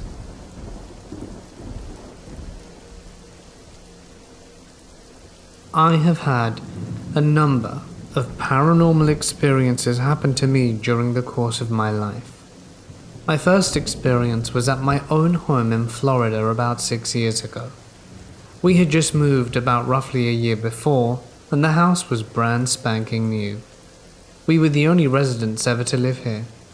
My dad and his wife both went on a trip to another state, and my brother was back with his dad 2,000 miles away. I was completely alone in my 2-story house for 2 weeks. I've been home alone countless times, and the first week was nothing out the ordinary, but by the second I was feeling uneasy with my surroundings. And you know that feeling that you get when someone stares at you, and you immediately look and there's something locking eyes? That's the feeling I had when I was always throwing my eyes and head around the corner of my house or doors. I personally am not one to freak out nor be scared, so I didn't think much of it. I went to sleep that night like I normally would. During the night, I felt pressure on my bed. That same pressure when someone sits on your bed. It was enough to wake me up and make me look at that general direction. I thought it was my dad sitting on my bed, which is something he is known to do, and it would often wake me up. Perhaps it was him telling me he'd come home early. But when I opened my eyes, I saw nothing. It was pitch black, and for what felt like the longest 2 seconds of my life, I was just staring into a dark room, but could feel the side of the bed being pressed down, and all of a sudden the pressure eased as if someone stood up. I started breathing heavily and jumped from a laying down position to my feet on top of the bed and tried to pull my light switch from my fan on. As soon as the light came on, could I notice that I was alone in the room. I was panting, feeling sick to my stomach looking around. I sprinted to the bathroom and locked myself in, putting water in my face and trying to comprehend what exactly I had just experienced. You can bet the rest of the week I was cautious around the house, since I was still feeling uneasy and skeptical. My uneasiness disappeared roughly 2 months after all this, and I never had such a strange experience again within my own home. My second experience was 4 years after the first. Me, my father, and his wife decided to take a road trip. This time, we landed in Charleston, South Carolina, and my dad thought it would be cool to visit the Drayton Hall plantation built in the 1700s, as it was so nearby. We're history nerds and love to visit old historical buildings, museums, and cities, and we take our tours, so this wasn't a big leap for us. It was the middle of summer and easily 98 degrees and humid outside for the entire tour. It felt like we were in an oven, and the sunlight was just incinerating. As soon as the tour ended, we decided to leave, but one of the tour guides told us that down the dirt road of the property, if we look to our left as we drive, there is a modern plastic arch that if we walked through further into the property using the arch as reference and kept going straight, we would find ourselves in the old slave cemetery. She gave us a pamphlet about it and we left. Mind you, my family are non-believers, and my father especially always talks about how the paranormal doesn't exist. We thought it would be cool to see an old 18th century slave cemetery, so we drove and parked our car on the edge of the dirt road, but my stepmother decided to stay in the vehicle, as it was so hot, and she had air conditioning. Me and my dad walked all the way to the location and got lost since it was taking me further into the forested area. And we expected tombstones and such on a clearing. But as we walked in, we read the pamphlet, and it said the cemetery was actually a mass grave where hundreds of slaves are buried, and that we should look out for the only market, which is this pair of tombstones that were put in recently of deceased people who wanted to be buried there, as they traced their lineage to be that plantation. We eventually found the tombstones that we were now in, because the area looked untouched and it just had this pair of modern tombstones that looked new in the middle of the forest, surrounded by this tree, which each one being about 12 feet apart from each other and sunlight peeking through the leaves. We walked around for 15 minutes talking and speculating where the slaves were buried and how big the area of the graves could actually be. Remember, it was hot balls outside, and there was absolutely zero wind whatsoever. At one point we found ourselves at the tombstones and decided to leave. My father started walking away as I read the tombstones for a solid minute or two, and I had this cold area in the back of my neck and the entire back of my right arm, and I could feel cold on my shoulder through my shirt. I froze in place for a few seconds, and it was extremely distinct, and there was absolutely no wind or gust, nothing. It was just as cold as ice. As soon as I looked at my dad and talked to him, he walked away. The cold disappeared, almost instantly. A few months later after this, I found out coincidentally in college about cold spots during paranormal investigations and completely blew my mind about it and made me rethink what was happening in the plantation. Ever since the second event, it's made me look more into the paranormal. and I'm not sure if I'm a believer or not, but it certainly freaked me out.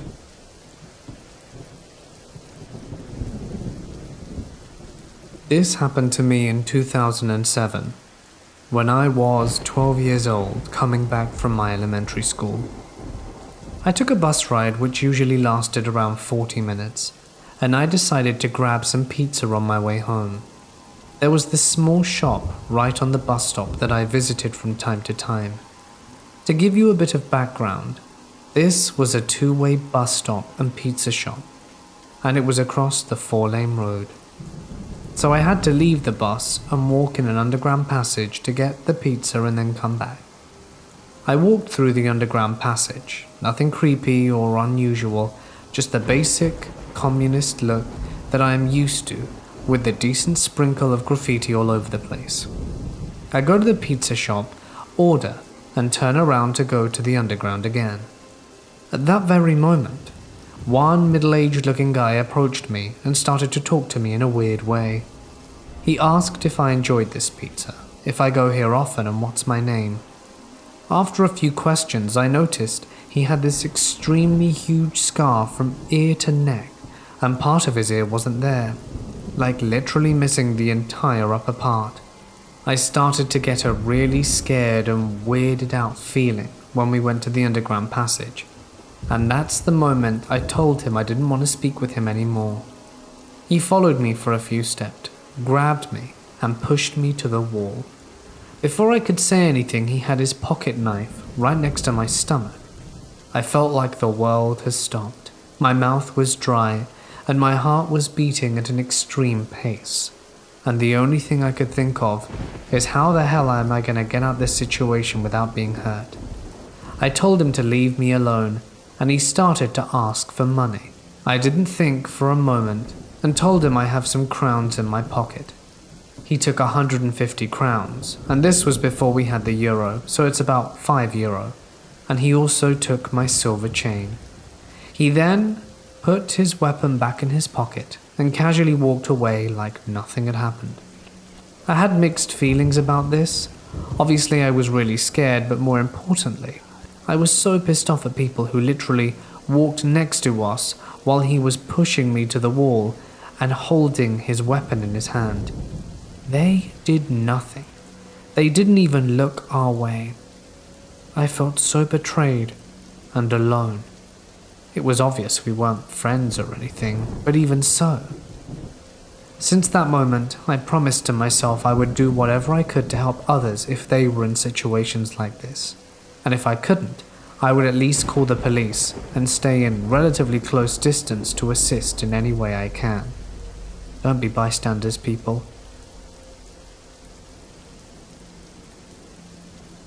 I moved to a new apartment at the start of last month. It's only got one room besides the bathroom and the kitchen, and was fully furnished. The view from the balcony is stunning. However, there's also the graveyard of this small village I moved to that's literally around the corner, and I can see this charming graveyard from my kitchen window if I stand on my toes. I went there once because it happened to be the way I was walking, as I was chatting with my boyfriend. It's a very beautiful place, well taken care of, with some noble graves and a very small church in the middle. It has no locks on the gate, so people can visit whenever they feel like it. The thing that kind of bothered me was the fact that the gates make this really annoying noise, like they need to be oiled. After we got back from our walk, we never returned, but we kept speaking about it. At the time, we really didn't notice it, but my boyfriend was very nervous and seemed kind of scared. But I was also just enjoying the walk and looking around, looking at the graves, that I hardly paid attention to his mild discomfort. It was only a few days ago that he got really upset when he saw the grave of a girl who passed away this year in March, at the young age of 5. Looking at him, you wouldn't really expect him to be upset by a mere grave. I spoke to him about it, until we changed the subject as he got sad, and he eventually went home. Fast forward to yesterday. I woke up pretty late since I was staying up late doing the laundry, sorting out clothes, and looking at things I needed to get rid of. I know for a fact that I cleaned the apartment to its peak, so that there was no possibility of garbage, and no dirty dishes or anything. When I came back home yesterday, I discover a puddle. I thought my mind must have been playing tricks on me, or maybe the floor was reflecting light from a lantern outside my window, but I touched it and smelt it and it was clearly water. When I looked up to the ceiling, it looked fine and was dry, no leaks. So I brushed it off, thinking maybe I had just forgotten to clean something in my haste the other day. That was weird, I thought. I did leave the house in a hurry after all. I was very tired, but just couldn't seem to fall asleep. I was restless and felt as if it would be wrong to go to sleep now. So I got dressed again and took a walk and stopped by the graveyard and sat on the bench in front of the gates. I remember being exhausted and my legs felt like they were pulsating. After a while I went back home and the puddle had vanished. Everything was as it was before. As per habit, I lock my door twice at night. Last night, as I wanted to lay down to fall asleep, I heard something playing around with the door. It was 2 a.m. I was petrified and frozen under the blanket.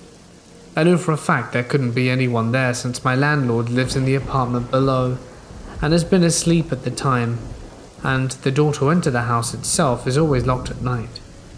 I've heard how something or someone was trying to turn my doorknob and got more aggressive every minute. Even though it's the middle of August, I felt as if I were in a freezer because it became so cold. I could hear my door shaking, and the doorknob was probably about to fall off at that point, and then it stopped. Slowly, but it somehow did. Not much later, I heard crying, and I listened very closely when I heard someone whisper, "Mummy, please let me in. I'm scared of the dark." At this point I almost wept myself. I grabbed my phone, which I took with me, and called my boyfriend. The crying stopped the moment I dialed his number, and when he answered I slowly crawled back into the living room before I finally started talking to him. "Someone, please, tell me how I'm supposed to sleep at night." I had never met my grandpa, considering the fact that he had died from a heart attack 2 or 3 years before I was born. But that didn't mean I couldn't speak to him. When I was younger, I was always on the move. When we finally settled in an apartment in West Texas, weird things began to happen. My theory is that me and my grandfather used to be friends through the paranormal. The first red flag for my parents was when they would always find me in front of my closet, seemingly talking to no one. "Who are you talking to?" they always said, assuming I had an imaginary friend. Each time in the most casual voice, I always said, "Grandpa." After that started happening, things began getting even weirder. One night at 5 p.m, my parents heard me crying. Obviously they rushed to where I was, and to their surprise, I was on the top shelf of the closet in the hallway. That closet had broken and rusted doors that were really hard to open for an adult. So how could a 2-year-old open them, much less climb that high? It had always puzzled my entire family. They for some reason had a weird idea. They thought I would be able to see my grandfather's grave for the first time, and if they did that, maybe the weird things would stop. But it got even weirder from there. When they finally took me to the cemetery, which I had never been to, I sprinted to my grandfather's grave as if I knew exactly where it was, and had done it multiple times. I looked at them with a smile on my face, as casual as ever, and said, "Here's Grandpa."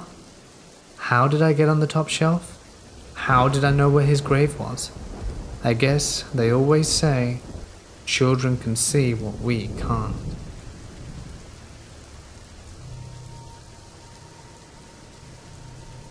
This event occurred back in the beginning of October 2019. But let me give you a little backstory. A branch of my mother's side of the family moved from Illinois.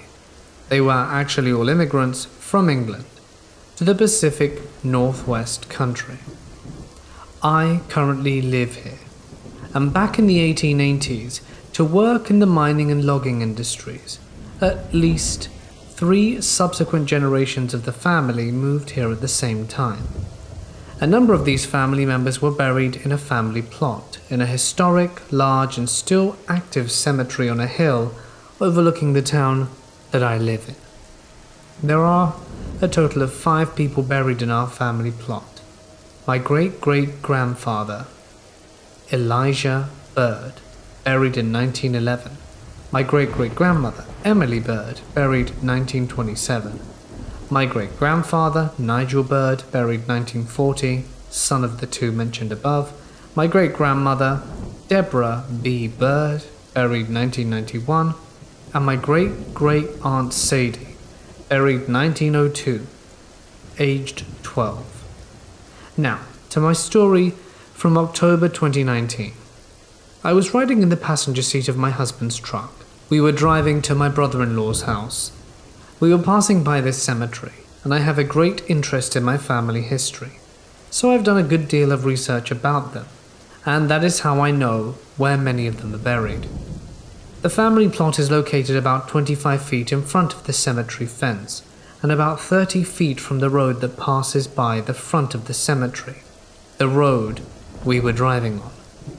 The plot is marked with a large headstone and has the surname carved in large letters facing the road. It is very easy to spot. There are some bushes along a portion of the fence line of the cemetery, but they are not present where my family plot is located.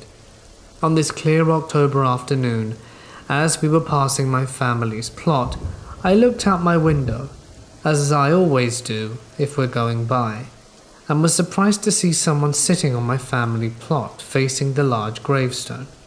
I turned my head and body to see her as we progressed down the road, and when I finally got a good look at her, I saw her for around 10 to 15 seconds. I saw that she was small and female, in a white dress with some ruffles on the shoulders. To me it looked very old-fashioned, like something worn during the 1800s, late. She was sitting with her knees pulled up to her chest and her forearms resting on her knees. I only saw her left arm. It was wrapped around her bent left leg. Her brown hair was long and, as far as I could tell, was lying loosely down her back. I caught glimpses of what I thought were black boots on her feet.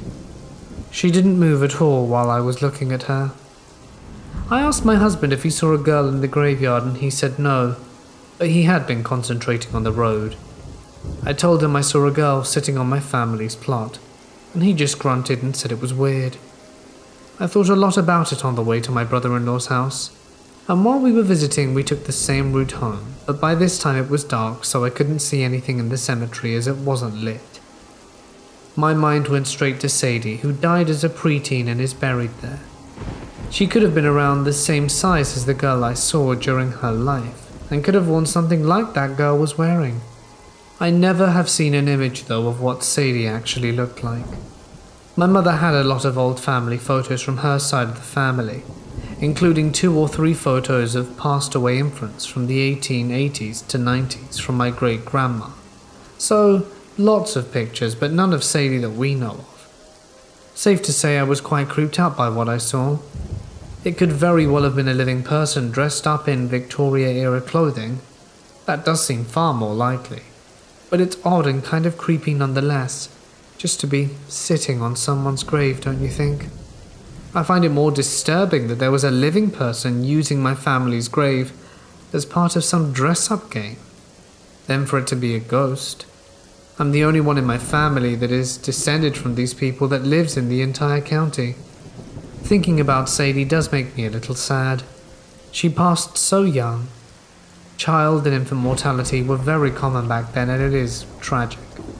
I have no information of what she died of.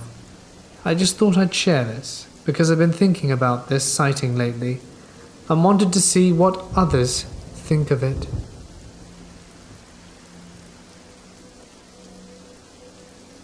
This happened when I was a sophomore in high school. I used to take a private bus to school and back. However, when it came to dropping me off home, I was always the last one because I lived a little bit outside of my school district. My bus driver couldn't drop me off after dropping everyone in my school off because she had to pick up the elementary school kids. As a high schooler, we left school much earlier, so I either had to wait for her to drop every elementary school kid off, or I could just walk home from the elementary school. That school was fairly close to my house, perhaps a 10-minute walk. I would walk home every day from that stop. On one particular day, I got off the bus that would park behind the school's field in the back and started walking towards this adjacent parking lot. The school is located in front of a very busy street that was connected to the highway, and in front of the school there was a mall. I always wore headphones to avoid the noise of the busy street while I was walking home. When I got to the other parking lot, a small white car had pulled up and the guy inside started calling out to me. I usually ignore everyone that tries to talk to me when I'm walking home, but I accidentally made eye contact, so I decided to see what he wanted. I didn't notice it then, but looking back, the man was acting very strange. He was sort of jumpy and sweaty. His car was old and was a mess inside. In his passenger seat was a woman who looked angry or annoyed. I assumed they were just hot, as it was nearly 90 degrees outside. He was asking me if I knew where the mall was. Now, the mall is across the street, but there were a few shops independent of it that you had to go around, but it is still visible through the naked eye. I told him yes, to just go straight from behind the school, make a right, cross the busy street, and then make a right at the mall. He was acting like he didn't understand what I was saying and asked if I spoke Spanish. So I explained in Spanish, but again pretended he didn't understand and asked if I could get inside his car and take him to the mall, and then he would drop me off home. In my stupid mind at the time, all I thought was this guy is really annoying because you can literally see the mall from here. I was also thinking that maybe I should just take the ride home since I really didn't want to walk in the heat. However, something inside me was telling me not to get into this man's car. He kept trying to convince me, and the more he spoke, the more nervous he got. Behind me there was another car stationed next to a tree. Sometimes parents would wait for their kids a few minutes before school was over. There was a woman in the car with her window down, just glaring at the guy. The guy kept looking behind me at her. After rejecting him politely for the millionth time, he finally said okay, thank you, and sped off. I thought that was weird, but perhaps he wasn't from around here, which is why the streets were confusing for him. The lady behind me said, "Be careful who you speak to." I looked and awkwardly smiled and said, "Yeah, thanks." On my way home, all I felt was annoyance. The guy really annoyed me for interrupting me while I was walking home, and the lady for talking to me as if I didn't know about stranger danger. Years later, after listening to other people's Let's Not Meet stories, I realized that the man was trying to take me. He was trying to get me inside his car, and the lady behind me staring at him was making him very nervous. The passenger woman was probably there to get kids' confidence, but she was probably annoyed she had to be there in the first place. Perhaps she didn't want to do this. It honestly gives me chills to think they went to a school to try and pick up children. I wonder who else they tried speaking to. There are parents and security around, which is why I didn't see him as a threat at first. But if it weren't for my gut feeling, I could have easily gotten into his car and never been seen or heard from again. Also, that lady's presence really scared him off. So thank you, lady, and creepy sweaty guy trying to pick up kids. Let's not meet again. The first time I saw her, as she followed me since I was a kid, was about 5th grade. Now I'm in my 20s. I've always seen spirits or other things ever since I can remember. I've tried to look at both sides of the scientific and spiritual, and try to argue both aspects with myself, and tend to not share much info to people in fear of sounding like a wacko. I've told my sister, brother, and best friend. My buddy saw ghosts with me and now believes in ghosts, but doesn't talk to me about it anymore. I think I shook his view on the world. When I was in 5th grade, I had a friend over to stay the night and hang out. The standard sleepover when you're a kid. So we're being annoying young boys all jacked up on sugar and pop, playing the old Xbox and GameCube. Many memories there. It gets to about midnight, and we had these PVC pipe-like giant connects. I don't know if anyone remembers those, but we used to build some weird fort structures in the basement with them. My friend and I then heard my 2 cats hissing and just going nuts. So I told my friend that it was just probably raccoons or something that was pissing them off. It wasn't the first time, you see. So we run up the stairs to see if they were at the back door, and the cats weren't there. Then we walk up to the front door, and the cats are at the base of the stairs to the 2nd level, puffed and hissing. We both look up to the top of the stairs, and we both see a girl standing there with a blue hue and white clothes and dark hair. I'm assuming she's roughly our age, just standing there holding onto the railing looking down. So we ran back downstairs after looking at her a little, and we locked ourselves in the basement. My friend never came over again. Many friends refused to stay at my house claiming it was haunted, and I was labelled as the weird kid in school and no one wanted to be my friend. I've seen her for a long time, and she follows me when I move, even 150 miles.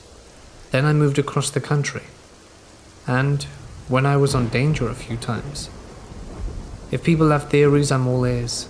I'm not scared to see her again, and I wish I had the video evidence to prove it. Anyway, any discussions or theories would be helpful.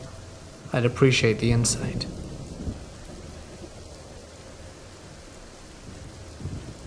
This story took place at the end of January 2020. For reference, I'm a 19-year-old female, and I'm about 5'5". This takes place in Canada, and where I live in Canada, we tend to have a pretty cold winter. It stays until the end of March, but this year it seemed as if Mother Nature had no interest in sticking around, which meant I could walk with my winter jacket open at night. Anyway, I'm a uni student, and my uni is all the way across the city from where I live. On the bus, it takes me about an hour and a half to get home, the latest being 2 hours away, and that only happens during snowstorms.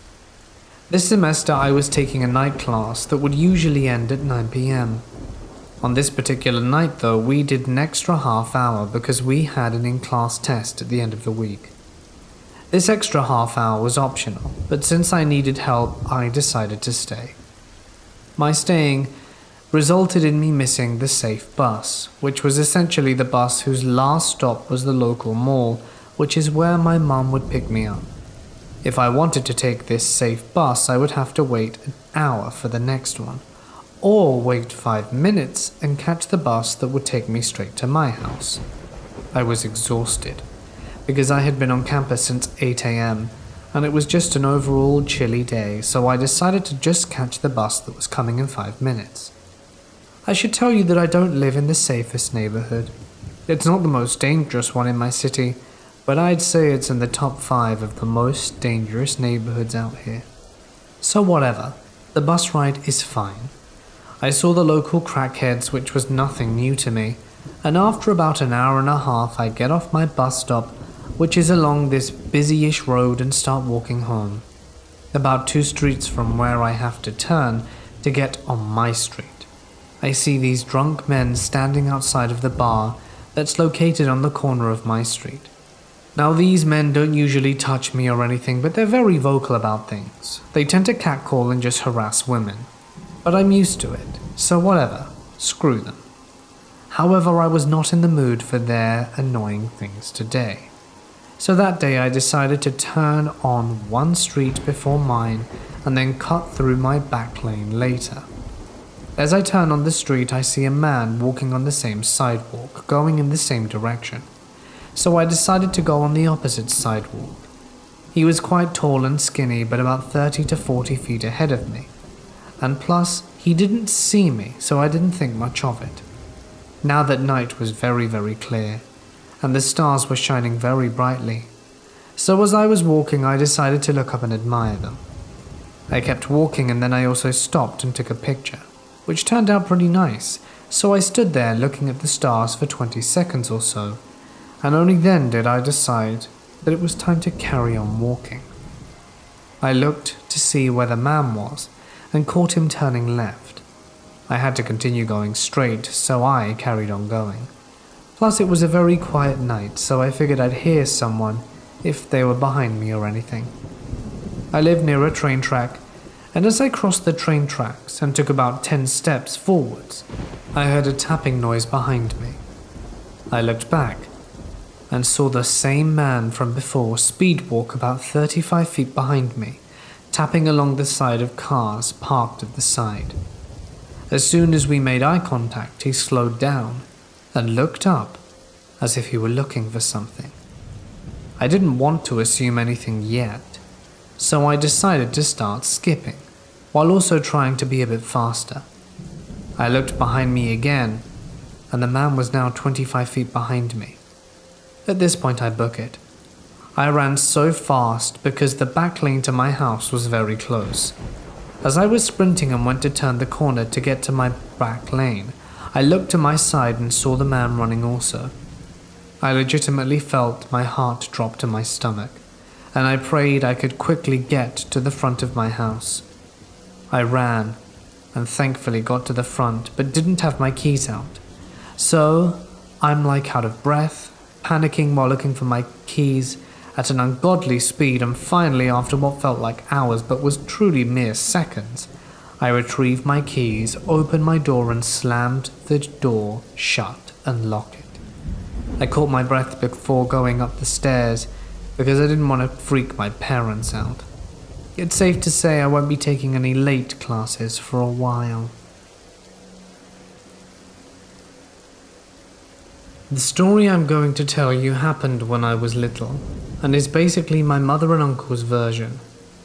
When I was 4 years old, I was really sick. I basically couldn't digest the food I ate, so my body had no defenses, and I was sick pretty often. I never spent weeks on intensive care at the hospital. The thing is, no one knew what was wrong with me. For a year, 3 different doctors were trying to find out what was happening to me. They would make a lot of tests, even for rarer conditions, but they were always negative. My mother was completely desperate, and in her own words, I was going to pass before I could even figure out what it was trying to take me. So one day, my mom was with me at my uncle's house. He and my dad's brother and he live with his wife and the mum of his wife, who is also like a grandmother to me. So this old woman told my mom that she was beginning to think I was possessed by a spirit. I live in a place that has a lot of esoteric beliefs and traditions, especially followed by the older generation. She asked my mother if she remembered going to the cemetery while she was pregnant with me. At that moment, my mother remembered that she had gone to take flowers to her father's grave on All Saints' Day. There's a legend here that if you go to the cemetery when you're pregnant or with a newborn baby, the spirits will try to possess them in order to live again. My mother and uncle threw me into the car to take me to a church known for such cases. My mum and uncle said I was screaming and crying the whole time in the car and that I didn't want to go. I didn't even know where we were going or why, since they didn't tell me anything. My uncle was driving and suddenly we ran into a traffic jam. He tried to slow down the car and then he realized the brakes weren't working. He kept stepping on the brakes without the car responding until we were about to hit the car that was standing right in front of us. All of this, and then in a matter of seconds, the car stopped completely, inches from colliding. When we were already standing, the strangest thing of the trip had happened. They both felt as if several people from outside their cars were pushing the car and shaking it from one side to another. I was about to scream. Long story short, we arrived to the church. I didn't want to go in, but I finally did.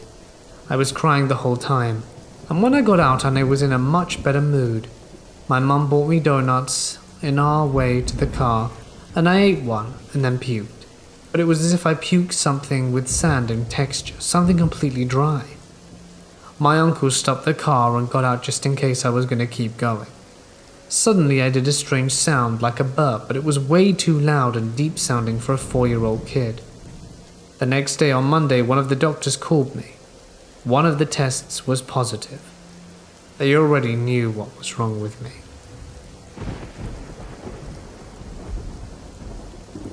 My family owns a whole building in Poland. My great-grandfather bought the building for cents when times were harsh, and shortly before the Second World War started, so it's pretty old. This happened around 1998. I was 2 at the time, and I was a pretty lonely child, although I had an older brother. He didn't really like me because I didn't share his interest in soccer at the time. My father was an arse and wasn't around much, and my mum had her own store next to our home, and she didn't have much time either. I used to pass hours in my room, just playing alone with my Lego. The babysitter was in the next room doing her own thing, and I remember one day while playing alone, there was a kid sitting on the other side of the Lego pile, who was dressed strangely and was quiet, but I didn't mind. I finally had some company. I don't know why I didn't tell the mum or babysitter. Maybe it's because I didn't want to get into trouble. Well, there I was playing with the kid, talking to him and asking him to pass me certain Lego bits that were on his side of the pile. This was going on for the next 2 years until we moved to another apartment because of a flood affecting us. Fast forward to when I was 16, I went to see my grandfather. He was my great-grandfather's son, the one who bought the building. We got on the topic of the building complex and all the legal parts, etc., as during the last 50 years, the situation of who owned what part got pretty complicated. My grandfather went for an old file book with documents and pictures and started showing it to me and my brother. As we were going through the pictures, I pointed to a family picture. I pointed to a kid and said, "Hey, I know him." My grandfather stopped and looked at me surprised. "You know him?" "Yeah, I used to play with him when I was small." Now he looked even more shocked. "How was it possible you were playing with him if he died during the war when the Nazis entered the building and killed all the Jewish families?" I then noticed the Star of David on the kid's chest, and it hit me afterwards that I was playing with a long-gone child. I started talking to him and then my mum, and both told me it's common for people in my family to have certain abilities and be able to communicate with those that are past. I tried to call him the last time I was there, but either he's gone or doesn't want to show up. I'm thinking about buying a set of Legos and starting to play next time I'm there, just to see if I can see him one last time. I'm a female, and back when I was 18, 19 years old, I was house-sitting with a girl I was studying with. The family we were house-sitting for went to the same church as her, but I didn't really know them that well myself. It was more to keep her company in a huge house. This was 1997, when the average teen like me did not own a cell phone. During the week that we were house-sitting, it was a short break in the school calendar, which is why this family was away and why the streets in the area were quieter than usual. My apartment, as well as the house we sat for, was not far from the university.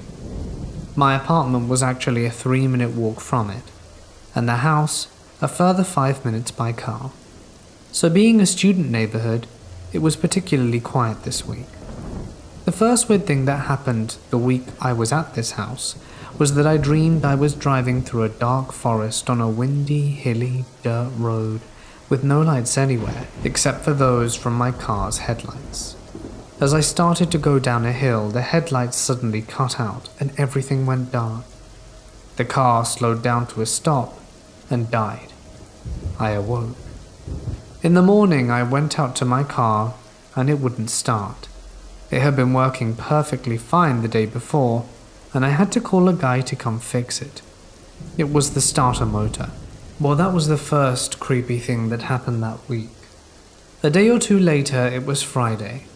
I planned on driving back home to my parents, who lived in a smaller town about 45 minutes away. I packed up my stuff at the big house and was going to head over to my apartment to collect whatever else I needed for the weekend. That trip between the house and the apartment was, as I mentioned, only 5 minutes or so away. Since it was winter, it was dark by the time I left at 7. As I was driving from the house, I noticed in my rearview mirror the headlights of the car behind me tailing very close. When I turned, it turned. Back then I was cautious, but not overly so. Cautious enough to notice, in such a short distance, that something strange was going on behind me. But then, when I pulled up to a traffic light, it wasn't there anymore, and I was struck with relief. However, it was short-lived. The car was now beside me. I looked to my right, and there was a man inside, alone, smiling at me, slightly maniacally. For a moment I thought, geez, I should drive with a beanie at night so people don't think I'm a petite 5'2" female with long blonde hair down to my waist, which is what I am. I also thought, well, he's in the lane to turn right, so I'm good.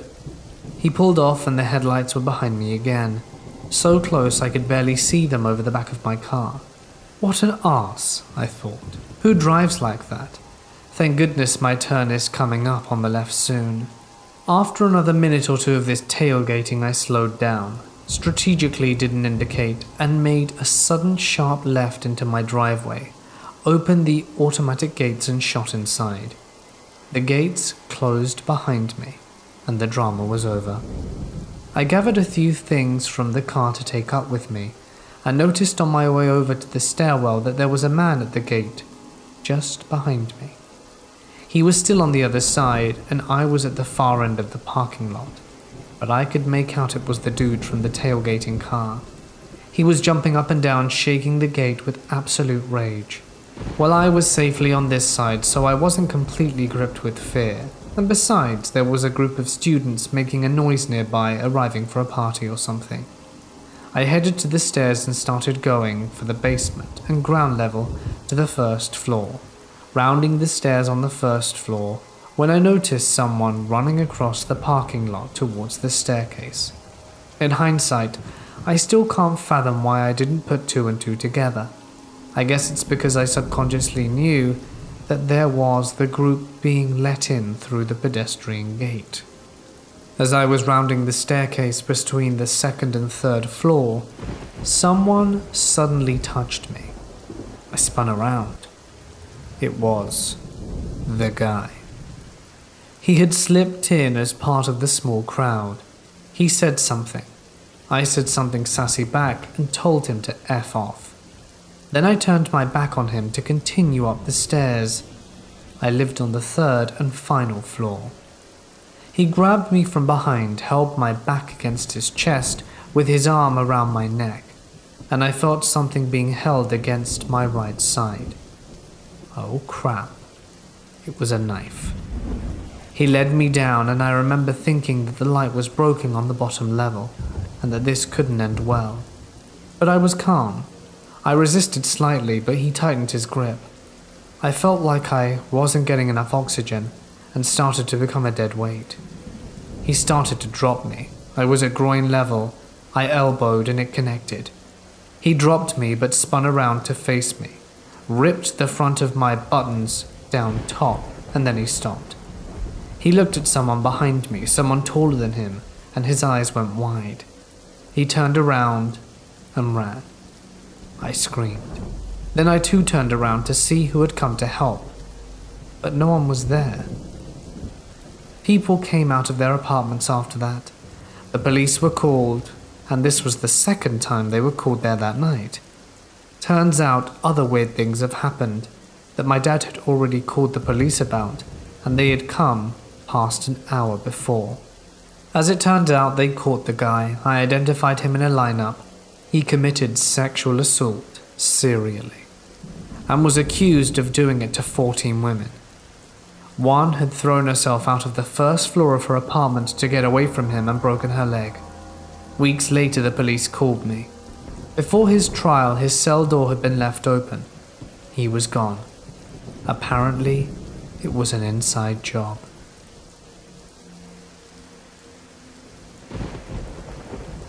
Right before I was born, my parents bought and moved into a house of an older couple that had just passed away. After I was born, my parents said a lot of freaky stuff started happening. Hearing footsteps upstairs, doors and drawers open then slamming, and a lot more, but they weren't really sure it was an issue.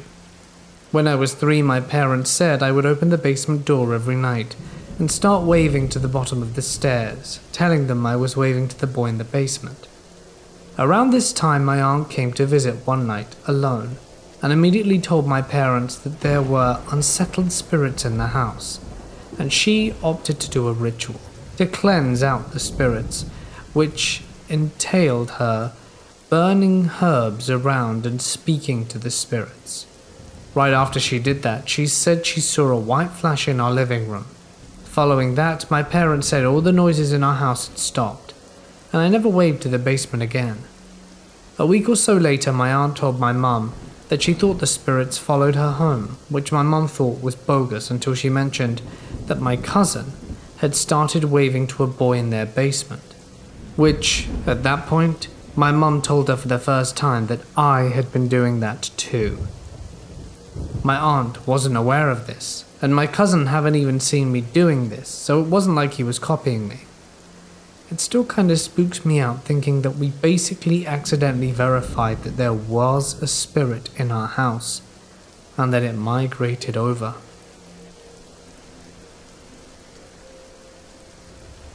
This happened almost 3 years ago exactly. I had just turned 15, and in Finland where I live, turning 15 is a big thing for teens, since when you turn 15, you can get a 50cc moped license, and these kind of bikes are a huge part of youth culture here. Long story short, I just got my license and I was in a party at a friend's house. This friend of mine came from a wealthy family, and their family owned a huge plot of land, mostly full of inhabited forests and lakes.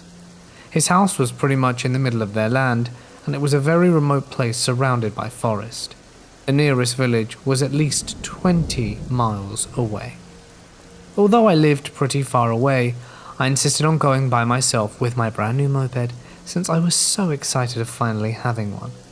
My parents were obviously against this, but ultimately allowed me to drive myself there. The party lasted the entire day, and when it was around 2 a.m. I had to leave. Although their family is wealthy, the only road that connects my friend's house to the big main road is a long, badly kept, and narrowly paved road surrounded by forest. It is unsettling as hell, especially at nighttime.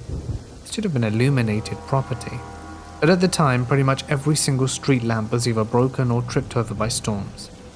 I had asked them several times why they didn't take care of the road, but they simply replied that they weren't that interested in paying a huge amount of money for some company to come over and repave the entire road and replace every single streetlight. Since it's already completely dark, the only thing illuminating the road was the small single front light in my moped. After about 10 minutes on the road, I was about 5 or so minutes away from the main road, so it was still pitch black. Nothing was out the ordinary until I saw movement in the corner of my eye. I saw a figure running from the pitch black forest and falling down on its face in the middle of the road in front of me with branches and leaves flying around it. I slammed the brakes and luckily avoided hitting the figure. The back brake locked up, so I ended up falling over and sliding along the road a bit. When I finally stopped, I looked up. I was okay apart from a few scratches, and looked to where the figure was laying. Of course, I thought that it was an animal like a moose or deer, but quickly realized it wasn't. It was an adult human. A man. At this point, he stood up. We were 3 meters from each other, just staring. I've never been more scared in my life. Even more disturbing was that this man seemed to me more scared of me than I of him. He was about 20 to 30 years old, short, thin, with a pale face and eyes that were deeply sunken into his sockets. If you know what a badly malnourished person's face looked like, you'll know exactly how he appeared. He was wearing a dirty turquoise hoodie, basketball shorts, despite it being less than 5 Celsius outside. He had unkempt blonde hair full of debris and leaves, wearing no shoes, only soaking wet socks. At this point, he was constantly shaking, jolting, and glaring to the direction he came out of with a worried expression on his face, like he was being chased, or he knew there was something bad in the forest. I wanted to say something to him, but I was unable to come out with anything, and after a short while he looked straight at me and opened his mouth. It was like he was about to say something, but he quickly backpedaled, closed his mouth, and suddenly, and without warning, bolted to the forest without a flashlight or any source of light, vanishing quickly. I stood there for a while alone, before running to my moped, lifting it up, and driving as fast as I could to the main road. My moped had quite a few big dents, a broken front mask, and a damaged exhaust, but was still drivable. I drove home and woke up my parents to explain everything while I was still shivering from shock. They obviously were furious that I had just crashed my moped and didn't believe what happened. They thought I was just being a jackass and doing stunts until I fell over. I didn't get grounded, but they didn't let me drive at night anymore. I was alright with that, since I didn't want to do that either. For the entirety of the following week, I asked anyone who was at the party or living nearby if they'd seen anything unusual. I also followed the news to find out if there was anything bad that happened nearby that night, or if there was an escaped convict or a mental hospital patient loose. But nothing showed up, and no one else saw anything.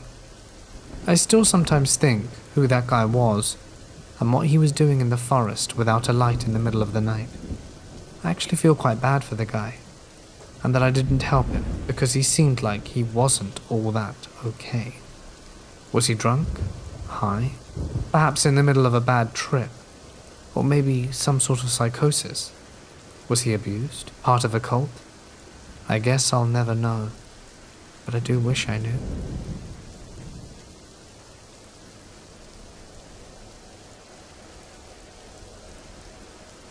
This story happened slightly over 20 years ago, back when I was 16.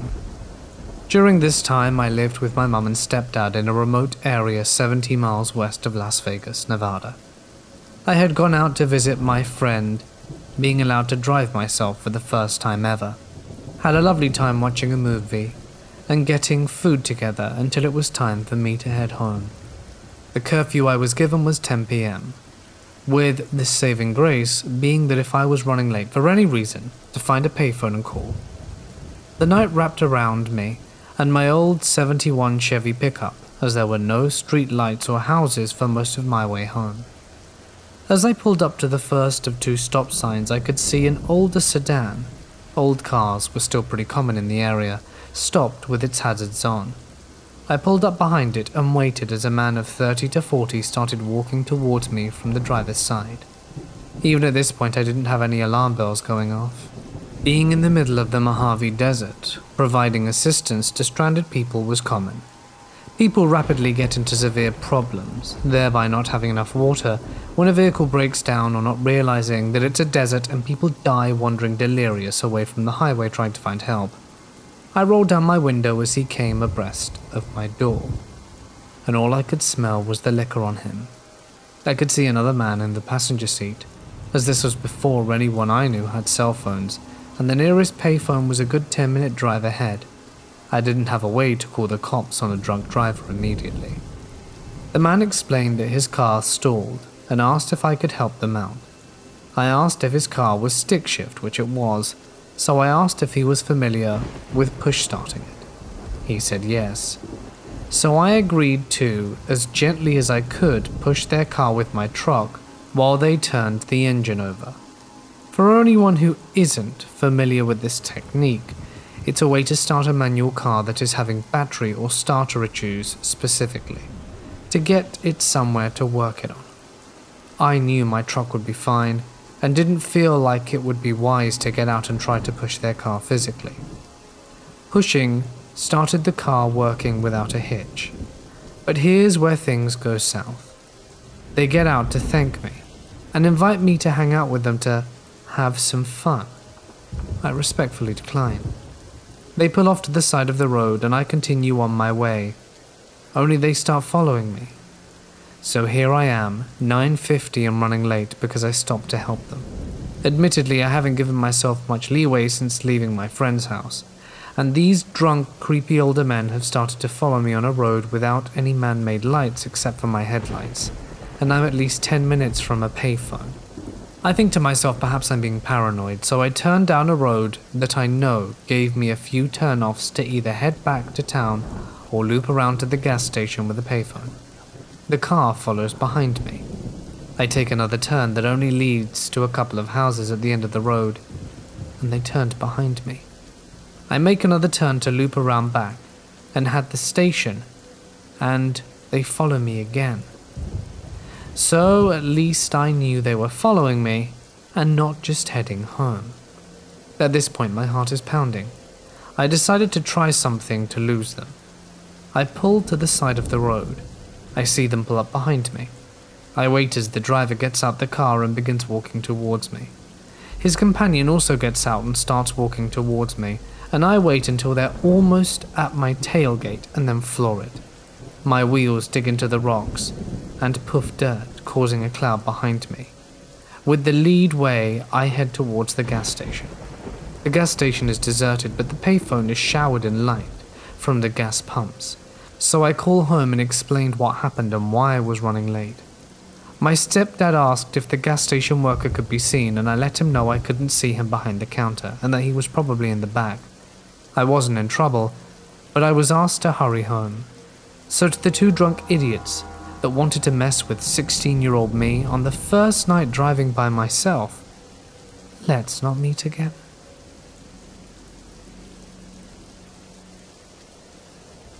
Bear in mind this isn't a first-hand experience, as it was told to me by my mum. My mum had me at 19. She was a single mum with a rough upbringing, and as such, I didn't spend a lot of time with anyone. I was often home alone as she was working. Her parents had decided to disown her when they found out she was pregnant. Charming. I still don't know my grandparents. One day, I'm just in the apartment. I'm about 3, I'm playing, and my mum said she wouldn't be gone long. She was nipping to the supermarket for some bits. I'm playing with my toys when I hear something and turn around. There I see a woman in a green dress, wearing funny-shaped earrings. I give her a puzzled look, but ignore it as I'm used to adults being around the house. She comes down and sits and starts playing with me without saying a word. We were putting together some toys in a formation, soldiers or something like that. And then out of nowhere she's gone. When my mum gets home, I ask her who the lady in the green dress was because I really liked it. She said she didn't know and asked if I'd turned on the TV, to which I say no. Well, a few weeks later, after not bringing it up again, I see the green lady, but this time my mom is working in the kitchen. I tell my mom that I see the green lady and want her to tell me who she is, but my mom walks in and sees no one. At this point, the green lady has all but vanished, and I am left confused, wondering why my mum can't see someone who is so very tangible to me. The third and final time I saw her was at night. I remember this was the only time I heard her. I was tossing and turning in my bed. I wasn't a good sleeper and was finding it very hard to fall asleep when I hear someone whisper, "Good night," into my ear. I turn around, but there's no one there, and I scream. I'm convinced it was the green lady, but I'll never know. I tell my mum, and shortly after that we leave the apartment, and I never saw anything again, at least according to my mum. I know the paranormal stuff freaks her out, so she might have only chosen to tell me this, and not anything that happened after. But I will never know. In any case, she was really scared, my mum, just telling me these stories.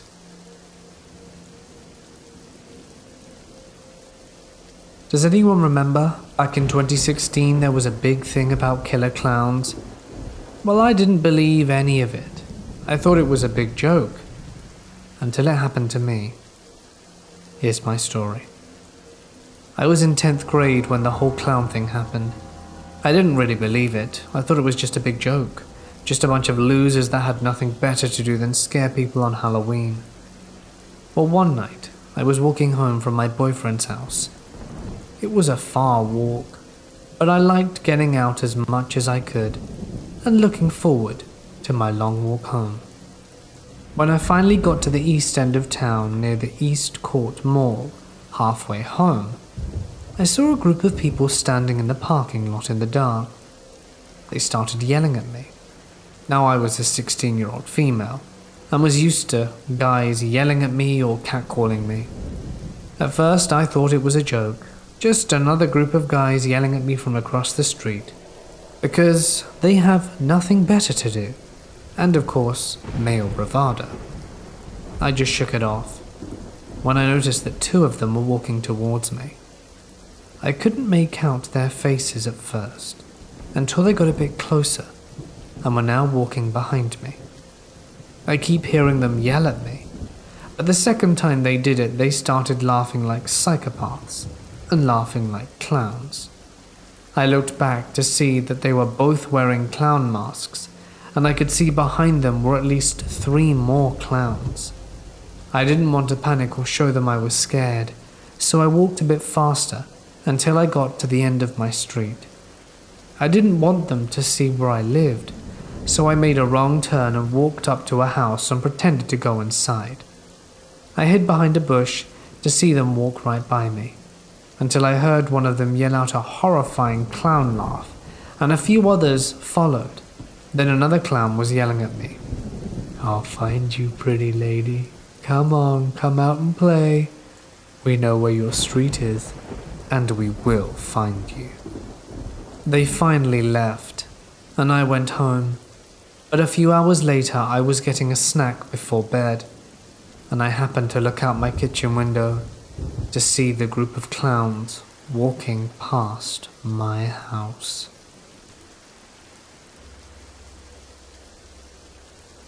I'm wondering if anyone has ever had a similar experience or knows what this is, because this thing was a huge part of my life growing up. For years I felt crazy and just accepted I was seeing things, until I came across a few others who claimed to have experienced similar things to me. I was a super anxious kid, the eldest of 3, with a really unhealthy and unhappy family dynamic, up until I moved out. Every night, this heavy sense of dread would fall over the house, and I had major problems sleeping. When I eventually fell asleep, it would be restless and full of nightmares and sleep paralysis, which I still get frequently. A bit of background. When I hit about 12, I started waking up at 3 a.m. every night, thinking the room had suddenly lit up in a bright flash. I just passed it off as a car passing by and the headlights shining through the window. After a few months, I was still waking up at 3 a.m., but before the white flash. It was like a jagged lightning streak across the ceiling, blinding light, and would light up the whole room and make me see spots. It used to terrify me. There was always the heavy dread fear feeling building when it happened, so I used to just lie as still as I could and try to sleep, or at least pretend to. This went on for years. It never got to a point where it didn't scare me, but I kind of got used to it and even named it. One day when I was 16, my mother came to look in my room because she was getting pretty tired of me being all tired and angsty all the time. It's a really small box room, so it didn't take long, and there was absolutely nothing there. She went to take a shower and was alone in the hallway, with the dread feeling building again. I decided to go into my room because it was daylight. What could happen? So I walk in. I froze in there, Everything was completely silent, and the white light exploded from nothing in the middle of my room in front of my face, way brighter than the light in the room already, and more branched out than I'd ever seen it before, kind of like big fingers of lightning. It surrounded me for a second, then retracted back to the space from which it had come from. Needless to say, I lost my mind and had a Blair Witch Project level freak out with snot and everything. My mum and I went for a drive after that. Haven't seen the light that big since. But sometimes I catch a little flash here and there, but very rarely. About a year ago at a bar I work in, we were exchanging a few stories over drinks after hours. I told this story and one of my colleagues told me it was called house lightning. It's a common thing in Latvia where she's from. My boss also said he saw more or less the same flash in a forest a few decades ago, which incidentally is just across the road from where I grew up. Could it be related? Anyone seen anything similar or know what it could be? I completely accept the possibility it could have been a psychological thing, but I'm curious since other people have seen it too, and I haven't been able to find anything about it online.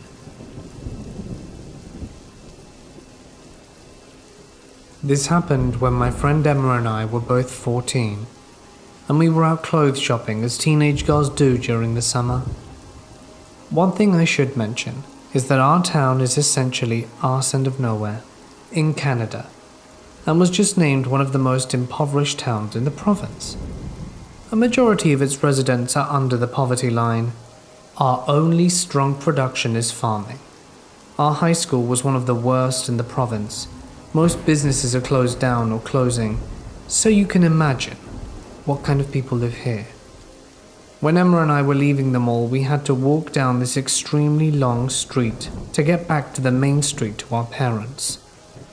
It was a hike for our tiny legs, and especially worse in 35 degrees Celsius heat. So whenever we hung out, we always took breaks on this road. On this street was a strange assortment of connected houses, where 7 to 8 houses squished together almost like apartments. I always found them weird because they were the only houses on that plot of land. The nearest building were businesses quite a ways away.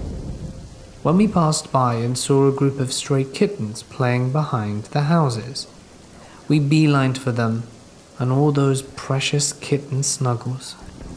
Emma had bought a bag of Lay's chips, and I had gotten a BLT from Tim Hortons. So for lack of anything better, we fed the kittens chips, bread bits and bacon and pet them. Some guy noticed us and came out of the house on the far end where the kittens were.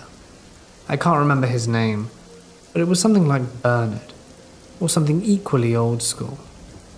He looked pretty unusual. A big guy with a big nose that looked like it had a cherry growing underneath it, wearing no shirt, which wasn't weird because it was hot as hell. He started talking to us, and we weren't weirded out at this point. He was polite, sitting on the picnic table and feeding the kittens real cat food, talking about how Mama Kitty probably hadn't made it, because the kittens had been on their own for a while, and how he fed them and they thanked him with snuggles just like us. He went back inside and we kept playing with the kitten fluffs. Emma and I ended up just chilling there with the kittens in our laps, chatting about teenage girl things, until about 20 minutes later when Bernard returned, with a friend, Steve, who was also shirtless. I remember getting a little uncomfortable with this guy because he also had no shirt, but started talking to me, suggesting I take off my jacket since it was so hot. Steve pointed to Emma saying she looked good. She was smart because she only had a skirt and tank top, her jacket tied around her waist. We just laughed it off and kept making polite conversation, but at this point we'd been there an hour and just wanted to meet our parents on the main street. At one point, I ended up turning around during a lull in the conversation only to find the back door open and a third guy standing in the doorway watching us. I remember this bit vividly because of how eerie it was. He was in full shadow, and I couldn't see anything about his face except his long hair and his skinny twig of a body, also shirtless. This guy was still as a statue, just watching us in the darkness of the house like a horror movie villain. Emma and I were like, nope, but we're just trying to get out of the conversation with Steve and Bernard. And then Bernard got weird. He asked us if we wanted to come in for a cold drink, which of course we refused. We were not going into that house. You should come inside. I have a friend in there who had an accident. His whole stomach had to be taken out. It's cool. You should come see him. I don't know how he thought that would get two girls to come inside, instead of just nope the hell out of there. And of course, we graciously declined his offer. You should come in. It'll make him feel better to see you. Bernard kept pushing. I think we saw him earlier standing in the doorway, I said. It wasn't meant to be accusatory, but he took it that way. Oh, I'm sure he was just listening to the conversation, he said playfully. Steve actually said, we're not creepy, promise. Yeah, you are, weirdo. We assured them we knew, but said we had to go and thank them for letting us pet their kittens. We were relieved when they said goodbye and went inside, shutting the door behind them. You would hope this is where things end. Of course, it was not. Emma and I started walking back down the road towards the main street with our things, talking about how weird that was. I remember I was texting my boyfriend at the time being like, hey, this weird thing happened, how messed up is that? Then Emma hit my arm and I almost dropped my phone. But before I could tell her off, she looked at me and said deadpan serious, they're following us. Like the genius I was, I turned around too to find them 10 feet from us, smiling and staring straight at us. They didn't call out to us, even when we saw them. They just kept following these teenage girls on a nowhere road. We immediately locked arms in case they attempted to grab one of us. I'm not entirely sure what our logic was if they attempted to take us. They'd get us both at once? Perhaps there's safety in numbers. All that I knew was that I didn't want to leave each other behind. And I frantically messaged my boyfriend asking what to do. He said to run and dial 911. So I called while we power walked the street, trying not to seem too obvious. When I gave the street, the operator told us there was actually a police station on that street. It used to be on the main street, but they apparently moved to a new building recently. And we were amazed by our luck. We stayed on the phone with her while we half walked, half ran down the street until we spotted it. We immediately turned in, but the front door was locked for some reason. So we panicked and bolted behind the station to hide behind some bushes. The operator was very nice and told us to stay down until a police officer came to get us, which they did a few minutes later. Despite how terrible most of the services are in our town, Emma and I have to give props to the police officers who were very professional and concerned about us. One officer mentioned he saw the two guys passing by and went to talk to them, presumably telling them it's stupid to stalk 14-year-old girls. We called our parents to come collect us at the station, a little freaked out but relieved to be safe. It was only later that we learned what the houses were for. They were halfway houses for people on probation. There were a lot of people who were violent, drug users, and perverse who lived in that complex. That's why it was separated from other residences and seemed so randomly placed. Every time I walked by that place, I crossed the street and warned my friends about it. Our mums told their connections of other mums' friends to do the same. So redneck jail creeps, let's never meet again.